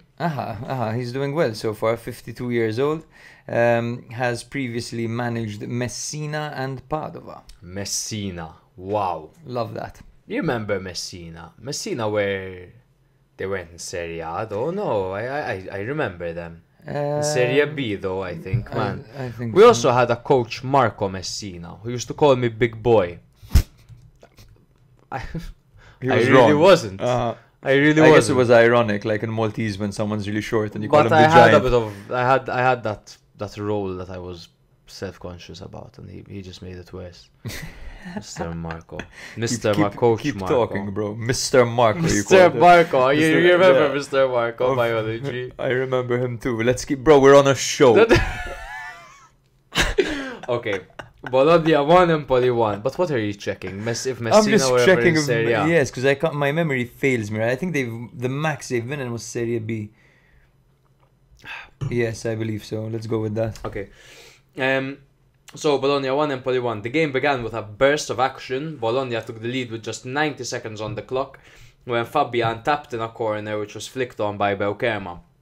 However, Empoli responded almost immediately, with Giassi scoring with his chest after a cross by Petzella, levelling the score. Totally unmarked. He's still being undermined. Totally, yeah, they ignore him. Giassi. We spoke so much shit about Giassi last season and the season before and the season before, but this is the season everything changes. Look, what we've always said about Jazzy, even though he isn't the most technically gifted player in the league by far, is that first of all, he always gives 100%, right? 110. And he is a man of big moments. Yes. These people exist, man. They just have, I think their mentality is greater than their obvious flaws. Because how can it be that a player like Jazzy scores in such big moments, man? Clearly, mentally, this guy is fucking next level, bro. Next level. Because honestly, this guy scored against Milan.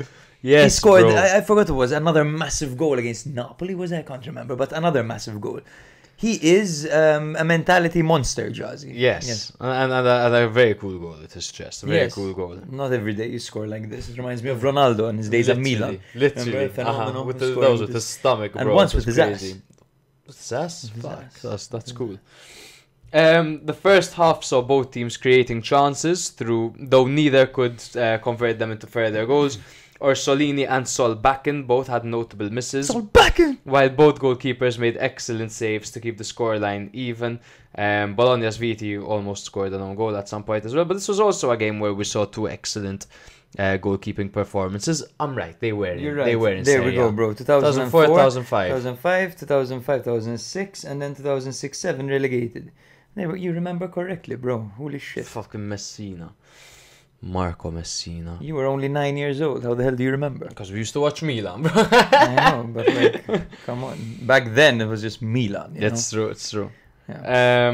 In the second half, Bologna struggled to find their rhythm and break through Empoli's well-organised defence, and despite making several substitutions, including bringing on fresh players like Abisher and Odgaard, Bologna couldn't penetrate Empoli's back line. The game saw fewer chances, with Bologna unable to capitalise on their opportunities, while Empoli focused on managing the game and looking for counter-attacks. But this was a really, really weird game, because there were the immediate 2 goals in the opening 3 minutes, and then back and forth and back and forth and back and forth in the first half, as back and forth. Bologna were on the attack a bit more, but even Skorupski at a point had an insane save on Solbakken, bro. It was the square pass to Solbakken. Solbakken goes to finish. Skorupski still at his peak, still a fantastic goalkeeper. Do you think that Solbakken could have done better? Yes. I think he played it safe. There it was more like don't miss the target, and he didn't expect Skorupski to get a hand on it. Take nothing away from Skorupski for that save. What a save. What a save. Fantastic. And then after that first half, it just seemed like Empoli were like, you can have the ball and attack us, but Bologna, it's like they didn't manage to get past this halfway area. They weren't penetrating Empoli in the second half to the slightest. And that is more of a Bologna issue at how essentially they had to face the low block in the second half. Yes. And they had absolutely no way around it. And Petzella was very dangerous on the break. Yes. Like the counter-attacks were led by him. Nice to see him finally settling, by the way, since his Atalanta days. Yes. Because he played a really good game, I think. You're right. It was Petzella. I was thinking of another game. But Empoli continue to impress. Still undefeated. D'Aversa against all odds. Now, D'Aversa isn't a manager that I've rated, because I've seen him come in at Sampdoria, for example, 2 seasons ago, and he didn't hit the ground running with them at all. And then I believe, did we see him at Lecce? He was yes. We saw him at Lecce, and he got the sack. Yes. At Lecce for not performing, and he had them in the relegation zone. And now he's at Empoli, and I thought it was a strange decision to bring him in, but sometimes it just needs to be a manager's style that fits the team. I was listening to an interesting podcast, and they were talking about how Spalletti, for example, with the national team, is too scared to play his own style, and how interesting an approach a manager has to take when entering a new team to go, I either go my style 100% or I go this team style 100%. And that variation that sometimes you have to find in the middle, that like I heard Ancelotti speak about when he had the Everton job. It's like, you think I fucking played tiki-taka when I managed Everton? I had Pickford who could launch a ball, and I had Calvert-Lewin who wouldn't miss a header. It's like, why tiki-taka our way through all these players when I can just ping it forward to Calvert-Lewin and then we're in the position we want to be in? You have to adapt to the team, but as a manager you have to insert your style, and sometimes it's just a match. Yes. And this seems... God bless you. Thank That you. was an event. And this seems to be a good match so far Yeah. for D'Aversa. Okay, so first of all about D'Aversa, let's also mention to our listeners that he is famous, and he gained his reputation from taking Parma from financial ruin down from the bottom tier back to Serie A. He's the guy. He's the guy who did that.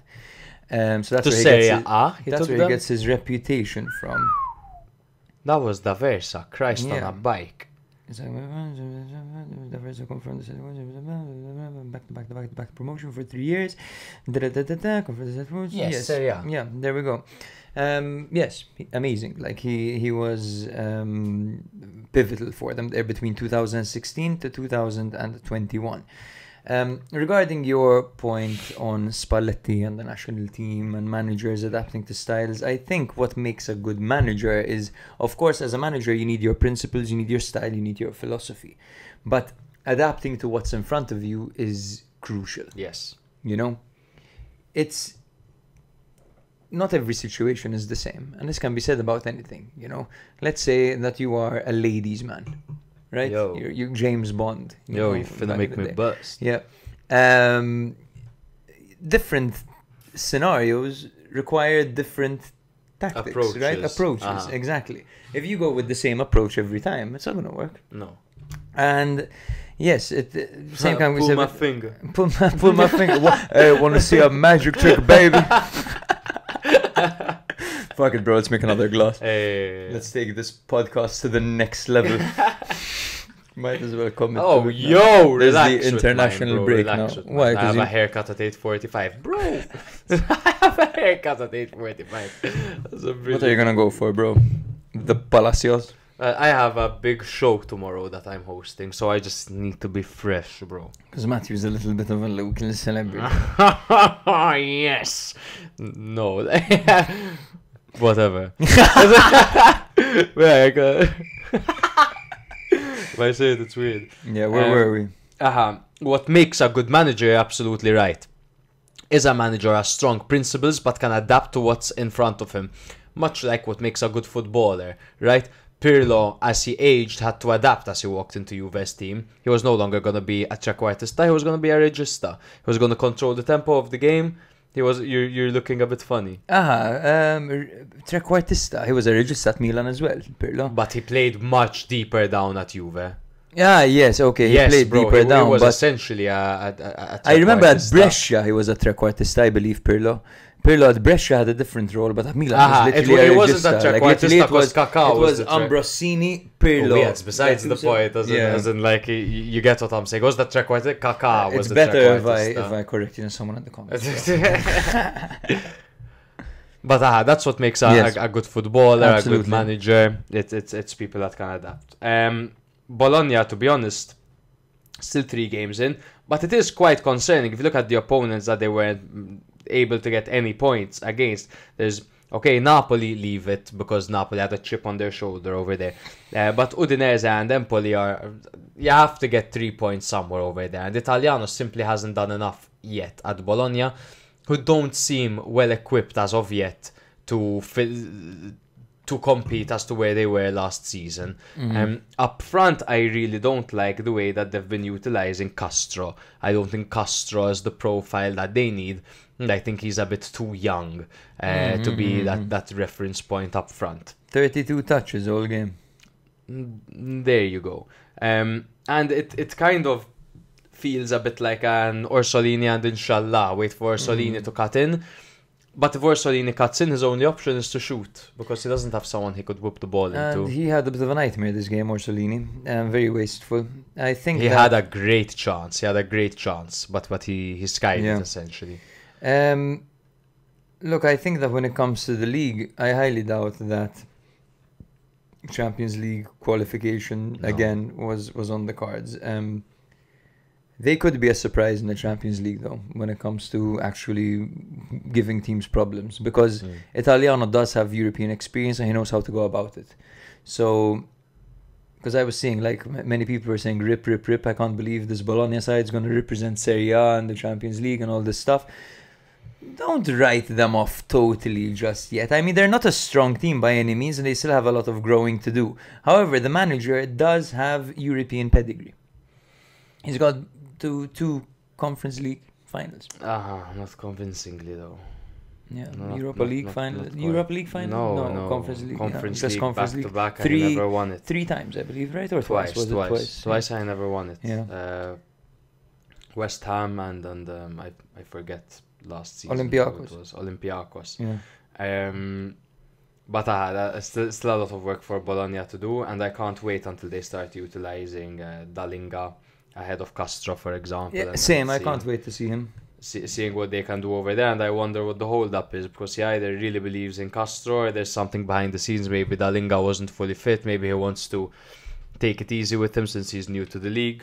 But There are also, by the way, Illing Jr., Holm and Pobega as well can be utilized too. So and they weren't utilized at all. So it's still early days, guys. Let's remember that in the league as well, between the top of the league and the bottom of the league, there isn't much. So it's still very early days. We must remember. Yes, sir.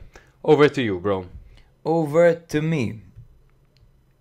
Fiorentina 2, Monza 2. We had Terracciano on goal for Fiorentina with Comuzzo, Ranieri and Biraghi at the back. Dodo and Gossens on the flanks. Gossens making his debut over here. Cataldi also making his debut in the middle alongside Mandragora. Colpani and Beltran were playing behind Moise Keane. Moist Queen. For Monza, it was a 3-4-2-1 formation with Turati in goal, Carboni, Mari and Izzo at the back with Kyriakopoulos and Pereira on the flanks, Bondo and Pessina in the middle with Daniel Maldini and Caprari playing behind Milan Juric. Now, despite a dramatic late equalizer from Gossens in stoppage time, the draw left many concerns about Fiorentina's performance overall, because Fiorentina in this game did actually come back from 2-0 down. Yes, sir. It was Juric who opened the scoring for Monza, followed by a wonder goal from Daniel Maldini, who hit the post shortly after while he was being pulled. It's always refreshing to see a player shoot when he's being pulled to the ground. Could have won the free kick, huh? Could have won the free kick and could have given Cataldi a yellow card, but he decided to shoot, and respect for that. Moise Keane got his first goal in Serie A since the Stone Age in the 45th minute. And then Robin Gosens had a dream debut, scoring towards the end. Fiorentina struggled with cohesion and creativity despite making several changes from the previous match. Cataldi and Gosens added some energy, but the team lacked fluency, particularly in the first half. Fiorentina's approach was slow and predictable, and the midfield failed to find spaces to exploit Monza's defense. The team was overly reliant on crosses and long balls to Keane, which were largely ineffective against Monza's well-organized backline. In fact, Keane had a bit of a mixed bag of a performance, because he did score, but it was a very frustrating display for him overall. It's him losing his shit, screaming that the ball had gone over the line. Where it wasn't even on the line. It wasn't even on the line. You saw the goal line technology. Yeah. Monza, of course, coached by Nesta nowadays, they set up to absorb the pressure and hit on the counter. The strategy worked perfectly in the first half as they capitalized on Fiorentina's defensive lapses. Monza's defensive structure, combined with pace and skill from Maldini and Caprari, allowed them to exploit gaps in Fiorentina's defense, the many gaps in Fiorentina's defense. However, in the second half, Monza became increasingly passive, sitting back a little bit too much and inviting Fiorentina to apply relentless pressure. And Nesta made a few defensive substitutions, while Fiorentina made a few progressive substitutions, particularly Adli, for example, who came on with a really good game. Icon as well caused some problems. He's the best blind football player I've ever seen in my life. Yes, and basically Fiorentina managed to catch up thanks to this decision to kind of sit back from Monza. I feel like if they had continued to play in the same way and keep the pressure mounted, they would have never got back into the game here. Definitely. I also just want to highlight the fact that Nesta, when it comes to the way Monza are playing football, I think this showed a lot of promise in how Nesta plays football. I think you said it perfectly, the way that they were exposing Fiorentina's weaknesses, and the way they even set up for this match with Maldini and Caprari playing behind Juric, proved to be very tricky for them. I think they have good balance in the midfield as well with Pessina and Bondo. I think Bondo's a very underrated player. I agree. As well, he's everywhere in a game. Warren Bondo and Pessina's a cool head that you need in the team. So I think it was an impressive performance by Monza, even to go 2-0 up. I think they were unlucky not to go ahead with the full 3 points. It's interesting as well from Fiorentina's perspective, Palladino opted not to play Pongracic at all in this game. Obviously, match day 1, he had gotten sent off for two yellow cards, suspended for match day 2. Not played at all over here. He'd rather go with... a bit of a shocker in the Conference League as well. A bit of a weird game. Not a shocker per se, but he got a yellow quite early and he was subbed off early on in the second half. He preferred Biraghi, Ranieri and Comuzzo. Now, correct me if I'm wrong, but Ranieri and Biraghi are not typically centre-backs. They're typically out wide. And Comuzzo obviously doesn't have a lot of experience under his belt. So it was just...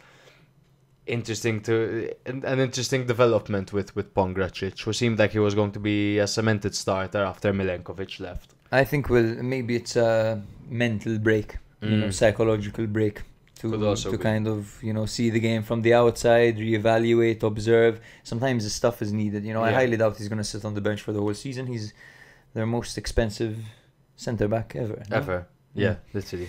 So yeah. Very impressive stuff by Monza, who managed to go 2 up, despite Fiorentina, of course, dominating the pressure and having the better team overall. I think the 89th minute chance for Keane, by the way, reminded me of his last season. It's been over 500. What was it? Over 500? One moment, I have it written down over here. Over 500 days since he scored in Serie A. Madonna. This was his first goal in 500 days. In 500 days in Serie A. So it must have meant a lot to him, and hopefully it's the start of something good. We also saw Bove coming on for Fiorentina, who has joined from Roma. He is Cesco's doppelganger, as he always tells us. Doppelganger. Shout out to Cesco from the group chat. Our patrons know him very well, unfortunately for them, right? Lots of work to do for Fiorentina. Their upcoming games are very, very difficult. They need Gudmundsson in, man. They do. They need him immediately. So badly. They need him very badly. Atalanta, Lazio, Empoli and Milan are coming after the international break. One of those games is incredibly easy. The Milan one. Yes. Now, Atalanta, I mean, they lost 2 so far. So I have been particularly disappointed by Colpani. So far. I hope he grows into it. It's his old manager, Yeah. But that's it. Shall we? Yes. So Genoa 0, Verona 2. Genoa had a great start to the season until this moment, as they drew 2-2 at home to Inter and beat Monza 1-0 away from home. Whilst Verona had a mixed start, better than they would have thought, beating Napoli 3-0 and then losing to Juve 3-0. This victory makes their start to the season a phenomenal one. Bani and Zanoli joined Ankeje and Norton Ciuffi on the treatment table, along with Miretti and Maturo. Hellas had Serdar and Juan Manuel Cruz out of action. Norton Ciuffi. Schluff. It was a 3-5-2 formation for Gilardino's men, with Gollini in goal and the backline of Vasquez, De Winter and Vogliacco. Martin started on the left, just fucking straight up Martin. Sabelli on the right, and the midfield trio of Frendrup, Badel and Messias, with Pinamonti and Vitinha starting up front. 3-4-2-1 formation for Verona, with Montepò in goal and the backline of Davidovic, Coppola and Freze. I had a bit of a giggle, give me a second. What the hell? What are you laughing at? Norton Ciuffi sent me, bro. Norton Ciuffi, bro. Chachua out on the right and Lazovic out on the left with Duda and Belayane in midfield. The ever impressive Belayane. He's good, isn't he? He's good, silky, good ball retention. That one moment good this game. control. The moment plastered all over Serie A's Instagram at the moment. Yeah, I'm telling you, man, this The guy can retain possession really well. The new Benasser. The new Literally. Benasser. That's who he reminds me of. The OG Literally, same. Benasser. Suslov and Harrui playing behind Tengsted. Now, Genoa's defeat to Verona was marked by several a missed opportunity, brother, that proved to be very costly. They had numerous chances. One of Genoa's most notable chances came when Johan Vasquez hit the crossbar with a shot just inside the box with his outstep. Another missed chance involved a solo run by Messias, whose little dink skimmed the far post. It was an excellent That was run. absolutely insane. Beautiful. Sombreros, what they call That's it. what they call That's it? what they call No, it. bro. Sombreros, when you... Sombreros, the Mexican hat. Are dog. you taking the piss right now? Sombrero. Sombrero is when you like lob the ball over a player. Sombrero, they call it. don't believe Sombrero. Sombrero's like a Football. rainbow flick, dog. No, brother. This is the sombrero. 1 second, guys, listeners. We are currently watching a YouTube video. Okay, let's keep the volume on. There we go. This is an ad, of course, because I don't pay for premium. I do. Jesus Christ, there's a whole lot. There, sombrero, you saw you're it? right, That's it's a literally sombrero, it's a Junior sombrero. Messias right there. Yes, there was a Boom, sombrero. It was a crazy solo effort, bro. And Yes. I wish he scored it. Same. Would have been goal of the week, I think. Despite this early promise, Verona took the lead against the run of play. Darko Lazovic delivered a cross that Gollini failed to handle, allowing Chachua to score at the back post. Verona doubled their lead with a penalty after Thorsby was adjudged to have handled the ball in the area. Tengsted converted the spot kick, marking his first Serie A goal. Genoa had more chances which they failed to convert in the second half, namely Messias, who attempted to drive a low curl around the keeper only to see his shot go wide. Narrowly wide, poor guy. This is Genoa's first loss of the season. It was Pinamonti's second game for Genoa. In the first game he naturally scored. In this game, unfortunately, he didn't really manage to insert himself as much as he did over there, and it just seemed like they lacked a bit of a finisher in this game, Genoa, with all of these missed opportunities. Because the statistics were totally similar. Genoa, of course, dominating possession, but the XG is the same. Shots very similar, goalkeeping saves one each, so it was a very balanced affair. You look at Verona, they took the most out of their chances. Of course, the penalty did help them. And they had a bit of luck with the Chachua goal. I thought it was an own goal the first time I saw it, to be honest with you. But the player was on the line. He could have only kept it out. It's the same thing as a goalkeeper touching it, Exactly. right? Yeah. But Verona have looked so ready for the season. They've come out guns blazing. They've come out looking organized, fresher than most teams. Same can be said about Genoa, but Verona are just on another level right now when it comes to their preparedness for the season. I was a bit disappointed, as in I was more impressed by Verona than I was disappointed in Genoa. I think Genoa, obviously, they've been through a lot in the past season. We're looking at a team that if they had Goodmanson and Retegui in this team, they would have won this game. They would have scored those chances that they had. Could have, would have, should have. Could have, should have, would have. But Verona, man, Zanetti's Verona, just super impressive. How organized they were, the way they defended as a team, and then how they broke out on the counter-attack. I was super impressed by their left centre-back in Freze. I thought Freze was... I took him in one of our fantasy footballs. Apparently. He's impressive. He's if you look at his heat map, it's all attacking, bombing down the left. However, brother, Sabelli's 5 number. crosses, 0 accurate, 6 long balls, 1 accurate. But believe me, if you watch the game, like you can look at those This statistics. was one of the ones I missed. But if you watch the game, Freze carrying the his ball heat map is actually forward. pretty impressive. Yeah. Look at that. Look at that. Wow.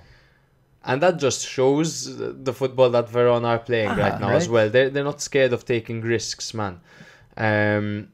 Gollini did them a huge favor with that error. I feel like he could have easily collected that, but it just seemed a bit lazy. It almost like he entered that with one arm.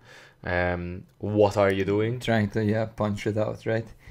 Gollini. No, he tried to catch it. He tried to catch it and he fumbled it completely. Oh. Yes. Okay, yes. so he spilled the ball. It seemed okay. like he tried to scoop it with one arm, but it That's went hilarious. straight Okay. to the striker.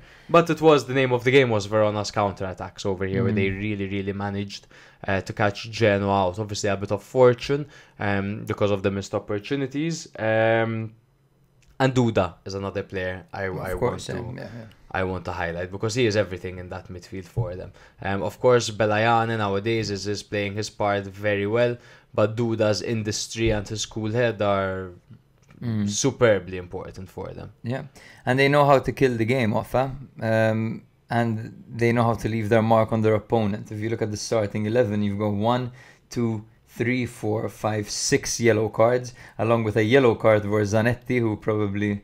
He was probably the first one to Yeah, get booked, man. most likely. Yeah, he was. That's crazy. Unallowed field entering. He entered the pitch. That's mental. And Suslov, Davidovic and Haroui in the first half. And then, of course, from the 65th minute onwards, this yellow card galore with Tengsted, Belayan and Duda. Yeah, absolutely. Verona really street smart this season. They kind of did to Genoa the same thing they did to Napoli. It was a very similar approach, it seems. And it is the counter-attacks. No, that's what got Napoli. Because they have 4 central players who are very technical in Haroui, Suslov, Duda and Belayan. Absolutely, They've got man. weapons. And then Lazovic on the left has his Serie A experience and his ability to kind of be explosive, and Martin Frese, who literally has had goal contributions in his career before, overlapping on that side. Jackson Chachua on the other side, who also allows this burst of pace. And Kasper Tengsted, who is quite a respected goal scorer in his league. So Tengsted and even his replacement in Mosquera can do quite a bit of damage. Yeah. So they've got a nice little unit going into this season. They always in manage to contrast, make it work, man. But usually they struggle a lot more than they have this season at the start, particularly. Usually it's towards the end that they get their shit together. At this point last season, our episode title was Lecce our fourth. Yes, Right? So we stay calm. Early days, no reaction. No reaction. No reaction. Exactly. The real podcast starts when we read out where the team stands at the end of Exactly. each. 10 games in. Exactly. In fact, I don't want to elaborate too much more on this game. Again, a great performance by Verona. I don't think Genoa should leave with their heads held. Heads drooped. What would they Heads say? in hands. With their heads in hands. They'll bounce back, and I'm sure Gilardino has a plan for them moving forward. Yes, Udinese hosted Como, and Udinese won 1-0. For Udinese's formations was a 3-4-2-1 with Okoye in goal, Cabasele, Bijol and Gianetti at the back, with Azibwe and Zemura on the flanks, with Karlstrom and Lovrich in the middle, Thuvon and Bremer playing behind Lorenzo Lucca. For Como it was Pepe Reina in goal, with Jovine and Moreno on the flanks. Mark Oliver Kempf and Alberto Dossena were at the back, with Perrone and Mazzitelli as the double pivot. This is a 4-2-2-2, okay? So it's basically like D'Acunha and Strefezza playing behind the strikers, who are Cutrone and Bellotti. The idea, I guess, is just triangles everywhere.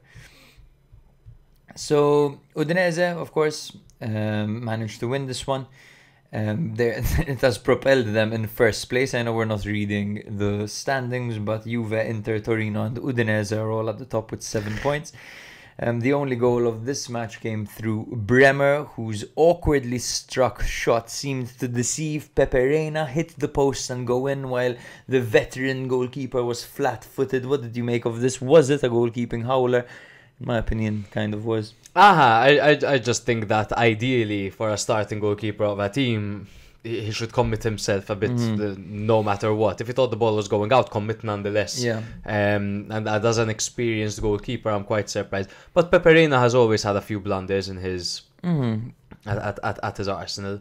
With Liverpool and whatever other clubs he's played for, he's known to be a bit error-prone. Milan is one of them. Remember when his first game with really Milan, the started way for he was Milan, pinging those balls? Yes, bro. Wait, he played a full season, eh? Not a full season, I think. I think he was the backup, if I remember correctly. But he played quite a few games. Because there was Diego Lopez. I think it was My timeline either is in screwed, Abbiati or Diego Lopez. something like that. Yes, but I bet they're very enthusiastic to see Audero, the Como fans. Same, by the way, I forgot to mention in the Fiorentina game, speaking of goalkeepers, Terracciano played after De Gea had the game of his life in the Conference League against the Puskás team. I think that the natural thing to do would be to reward De Gea with the starting spot in that game. But maybe not so However, soon after that fixture, right? Maybe. And also, if you go through seniority, then Terracciano, it's his position that needs displacing. So, but De Gea looked really He good. did look really good. Really Look sharp. really good. Yeah. In fact, he won them the game in the shootout. But yeah, and he kept them in it when they were a man down. But yes, Como fought valiantly for an equalizer, which this pressing and this fighting culminated into a penalty at the end in the 94th minute for Como. Patrick Cutrone stepped up, and this penalty, first of all, was given because of a Payero handball after a Como corner. Cutrone stepped up to take the penalty, shot, and it went narrowly wide, hitting a water bottle on the left side of the post. Missing, and of course leaving Como languishing at the bottom of the table while Udinese are celebrating their rather fortunate win. I don't know, man. This was a bit of a mixed bag as a performance. Udinese once again showcased a pragmatic approach. They weren't at their best, but they managed to grind out a result. They were defensively organized. And they managed to capitalize on their opponent's mistakes. It was a new midfield pairing for Karlstrom and Lovric, which just shows us that coach Costa Runjaic is still kind of learning the players at his disposal. He's getting a feel for it. Love it. Absolutely. Try new things. The duo themselves struggled, to be honest, to impose the game, and their strategy relied heavily on counter-attacks, exposing Como's high defensive line, because Como are quite stubborn with that. Ezebo's runs on the right flank were key to the transition. Como, on the other hand, demonstrated a strong work ethic and dominated large portions of the match, in terms of possession at least. Fabregas, of course, got his team to press high and to control the flanks. They created several opportunities, but the team's lack of cutting edge in the final third was evident. Sergio Roberto, Paz and Fadera came on in the second half, and they gave Como even more dynamism and control, but they failed to convert their chances into goals. Yes, so basically, yeah, I think that Como, this is a rinse and repeat of last game, where they grow into the game with their substitutions, they try to dominate possession, they try the high line, but their lack of experience bites them in the ass. And I like the way they play. I like the way it's Como entertaining. play. I mean, this was a better showing than the last one. I don't get me wrong. Yes. I like the way they play their football. I think Fabregas is this guy with all these ideas, but I think sometimes when you don't have the strongest squad, which to be honest, I remember them having an insane mercato, but looking at their squad, I mean, it's really nothing to write home about. Bellotti, Cutrone, Strefezza, D'Acunha, It's a good Perrone. It's a good market to survive, bro. They've got a team here with a lot of pedigree. They've got players on loan from Barca and Real Madrid, and players who've played with Man City, and Bellotti, who was the captain of Torino, and Cutrone, who was a promising youth player at Milan, and Varane, who was a great player at United, along with Moreno. Nico Paz could slowly work his way into and this he's already team, doing well and when he comes on. He'll be a game changer. Because what I'm seeing is sometimes when you maybe don't have the most talented squad, let me put it that way, that blunt and terrible way, sometimes you need to stick to basics. And sometimes it needs to be a team with a bit more of a pragmatic approach. A team that is capable of defending and smelling blood where they need to smell blood. Sometimes these very modern ideologies on how to play football by these young progressive managers for a team that is solely looking to survive sometimes is a little bit much. Now I understand it's a project, and Monza, I'll never stop saying this. Monza, the season that they got promoted and they finished 10th or 11th or whatever it was, were winless in their first 8.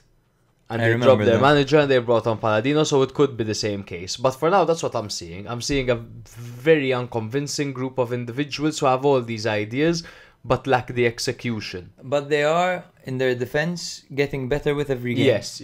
That for sure. Yes. That's for sure. And they have had moments where you say that was nice. Mhm. And sometimes that's all it takes. But a lot of those moments, I like the way they play football. Udinese have been Udinese are more street historically smart, a fucking This- tough team to play Uh-huh. against, man. They're strong, they're mean, they're tough, they're street smart. They've got players who've been there for a long time. They know how to struggle. Recently, they've had relegation scares as well. So they're a seasoned team. They know the drill. They know how to take these games on. New manager or not, they knew exactly how to handle this game. They knew that Como were going to come out and try to high line and press and dominate and push and whatever, and they hit them on the break. They managed to get that bloody goal against Reina, fortunate, and they just sat back. Uh-huh. And they almost lost it in the end, you know. Como are very, very unlucky. They had a better XG. They had more possession. They had more shots on target. They had, overall, statistically, a slightly better performance, but went home with nothing. It's the And that's it. it's the guys that know how to survive relegation versus the newcomers in Serie A. It's Yeah. literally you couldn't draw better comparison than that. Off to the next game, last Let's. game. Lecce 1, Cagliari 0. Lecce up until this point had a terrible start to the season, losing 4-0 to Atalanta and 2-0 to Inter. Poor guys, I cut them some slack. It was against Atalanta and Inter. Cagliari, on the other hand, were coming off 2 draws against Roma and Como. Lecce were rock bottom, obviously, after 2 defeats, albeit against Atalanta and Inter, and decided to start deadline day signing Frederick Guilbert straight into the starting lineup and Rebic on the bench. Cagliari drew to Roma and Como, but Zortea, nursing a shoulder injury, and new signing Gaetano were only fit enough for the bench. 4-2-3-1 for Lecce, Falcone in goal. Wow, love Falcone.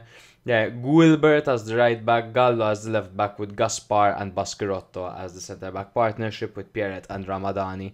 And the double pivot, Banda on the left, Dorgo on the right, and Udon playing behind Kristovic. It was a 3-5-2 for Nicola's men with Scuffé in goal and the back line of Zappa, Mina and Luperto. Azzi out on the right, Augello out on the left, and a midfield three of Marin, Prati and Deola, with Piccoli starting up front alongside Zito Lovumbo. Now in the first half, Lecce had an early chance as Mina played a horrific back pass which saw Kristovic clean through on goal. After rounding the keeper quite unconvincingly, Luperto cleared his shot off the line. Lecce eventually took the lead from a corner kick routine as Kristovic knocked in a square header which was squared to him by Gaspar. Cagliari had their chances too as Zito Lovumbo hit the crossbar with a powerful shot and Roberto Piccoli had a volley crucially blocked.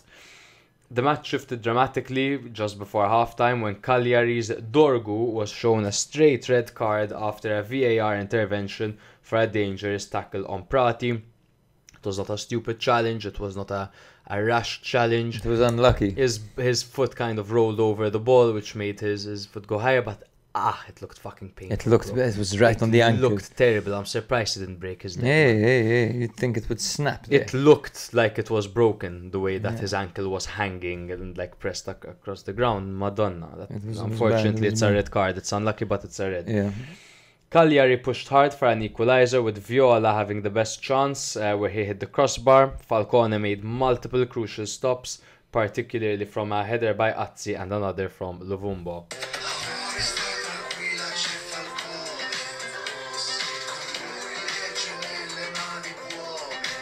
What a keeper, man. I rate him so much. Yeah, what a keeper. Lecce had a 0% win rate this season. They brought in Rebic. They gave him the number 3. And now they have a 100% record with Rebic as a number 3 in the team. There we go. How long did he play for? 1 in minute. this game? 1 minute. It was enough. It was enough. Rebic. 100% pass accuracy with 1 pass. What a player. So a few things to mention is that Cagliari are much better when the other team dominates possession. Yes, I agree. In fact, Cagliari are better as underdogs. they're a better counter-attacking side, and away from home they look lost. Yes. Cagliari are a team that need their fans, and their fans are absolutely spectacular, and there's no wonder they need their fans. Spectacular, give me 14 of them. I love that guy. Azzi is frothing for his first goal, bro. Uh-huh. Azzi's gonna score. He's never scored in Serie A. It's coming. It's coming. He He's is getting too frothing. close, and he's shooting, and he's feeling it, and I don't know, man. I'm He's not a playing. massive fan of I'm not Azzi, a bro. massive I'm fan gonna be either, but honest. he's gonna get his goal this season, and it's just gonna happen, bro. You remember the guy at the store who was like, "That's our Brazilian." Such a hilarious thing. That's Yeah. a Brazilian. Luvumbo's hitting the post every single game, and Piccoli was against his former employers, and But let's talk about Lecce and whatever they did right. As in, Lecce, what they I did right mean, was they piled all their men back. their goal was a standard training ground routine where you play a corner short, Uh-huh. receive it back, flick it onto the far post, striker makes a move, big defender knocks it down to the striker to knock home. It's literally creating space Yeah. and playing the ball It was- into the space. If you look at it, it's super routine, super impressive. It's quite a simple maneuver, but it works. totally works. Like, Uh-huh. Um, The Inter are the CEOs of that. yeah. And when you have a defense of Yeri, Mina, and Luperto and Zappa, granted Zappa isn't the biggest, but Mina and Luperto are very tough players to play against. You need to shake them, you need to move them, you need to get in between them. And that's you need to create space for yourself. And this maneuver worked perfectly. After that, they managed to sit back. Again, inviting Cagliari, knowing that they are solid enough with Gallo, Baschirotto, Gaspar, and Gulbert. Of course, Gulbert is the replacement for Gendré, Yes. who they managed to cash in, I think, 10 million for. 10 million? I something believe like so. that. Yeah, a Yeah. very impressive debut. Yeah, impressive debut for him, and Gaspar is fitting like a glove, man. Once again, Baschirotto Involved in another goal. Yeah, an assist Gaspar. as well. He's Another he's assist. keeping them. He's keeping the goals out. Kjoland! Kjoland. Kjoland, He's babe! keeping the goals out in theory.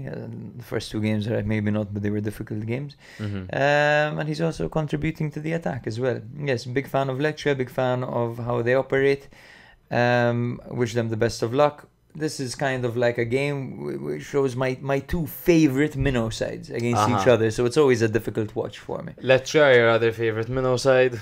Of course, bro. They're the only representative from the south of Italy, man. You know, apart from, of course, Napoli. But they're the underdogs. If you have to look at underdogs in Serie A, you've got the team from Sardinia, Cagliari, and you've got the team from the south, Lecce.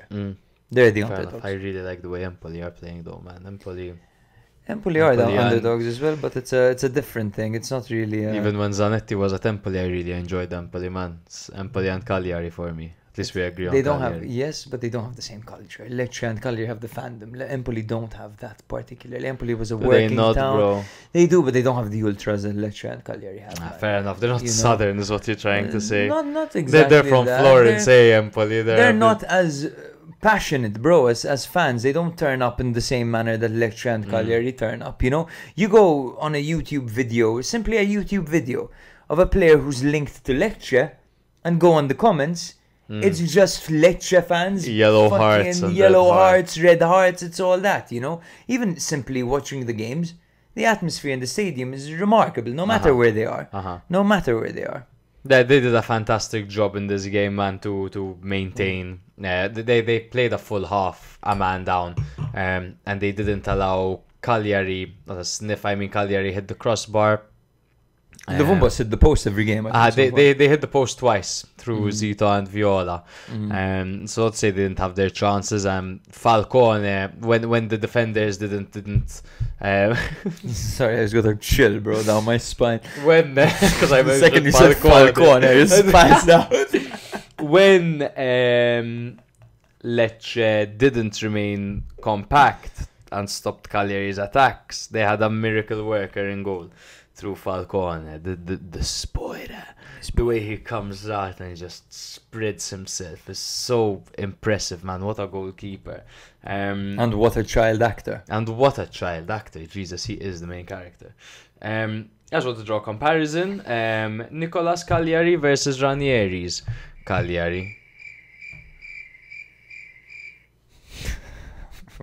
Kidding. I don't know which one to choose. I'm just looking at them.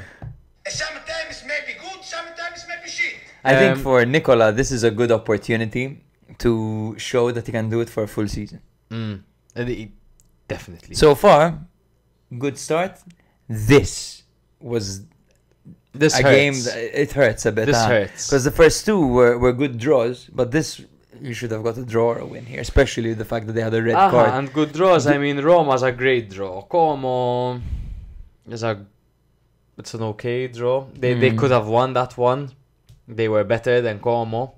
They got the lead against Como. They could have won that. We need to see more from them, unfortunately. And I think it's a matter of time because Nicola's still getting used to the team and it's still very early. And some players aren't in top condition yet, like the likes of Zortea will make a massive difference over there, especially on the break. Gaetano, Yankto as well.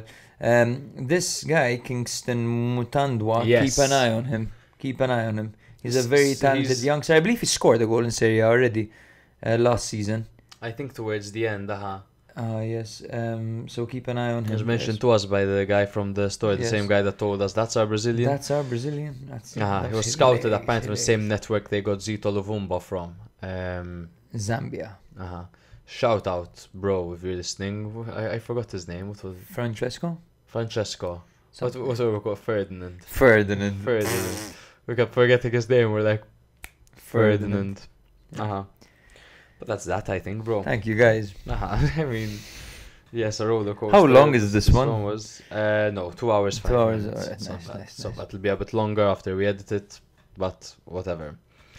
Thank you guys very much for listening. We'll see you all next week or the week after, depending on what we do. Let's not make promises we can't keep. But if we manage to land a guest, we'll see you next week. Exactly. Let's just say that. Wink. Exactly. Wink, wink. Thank you, guys.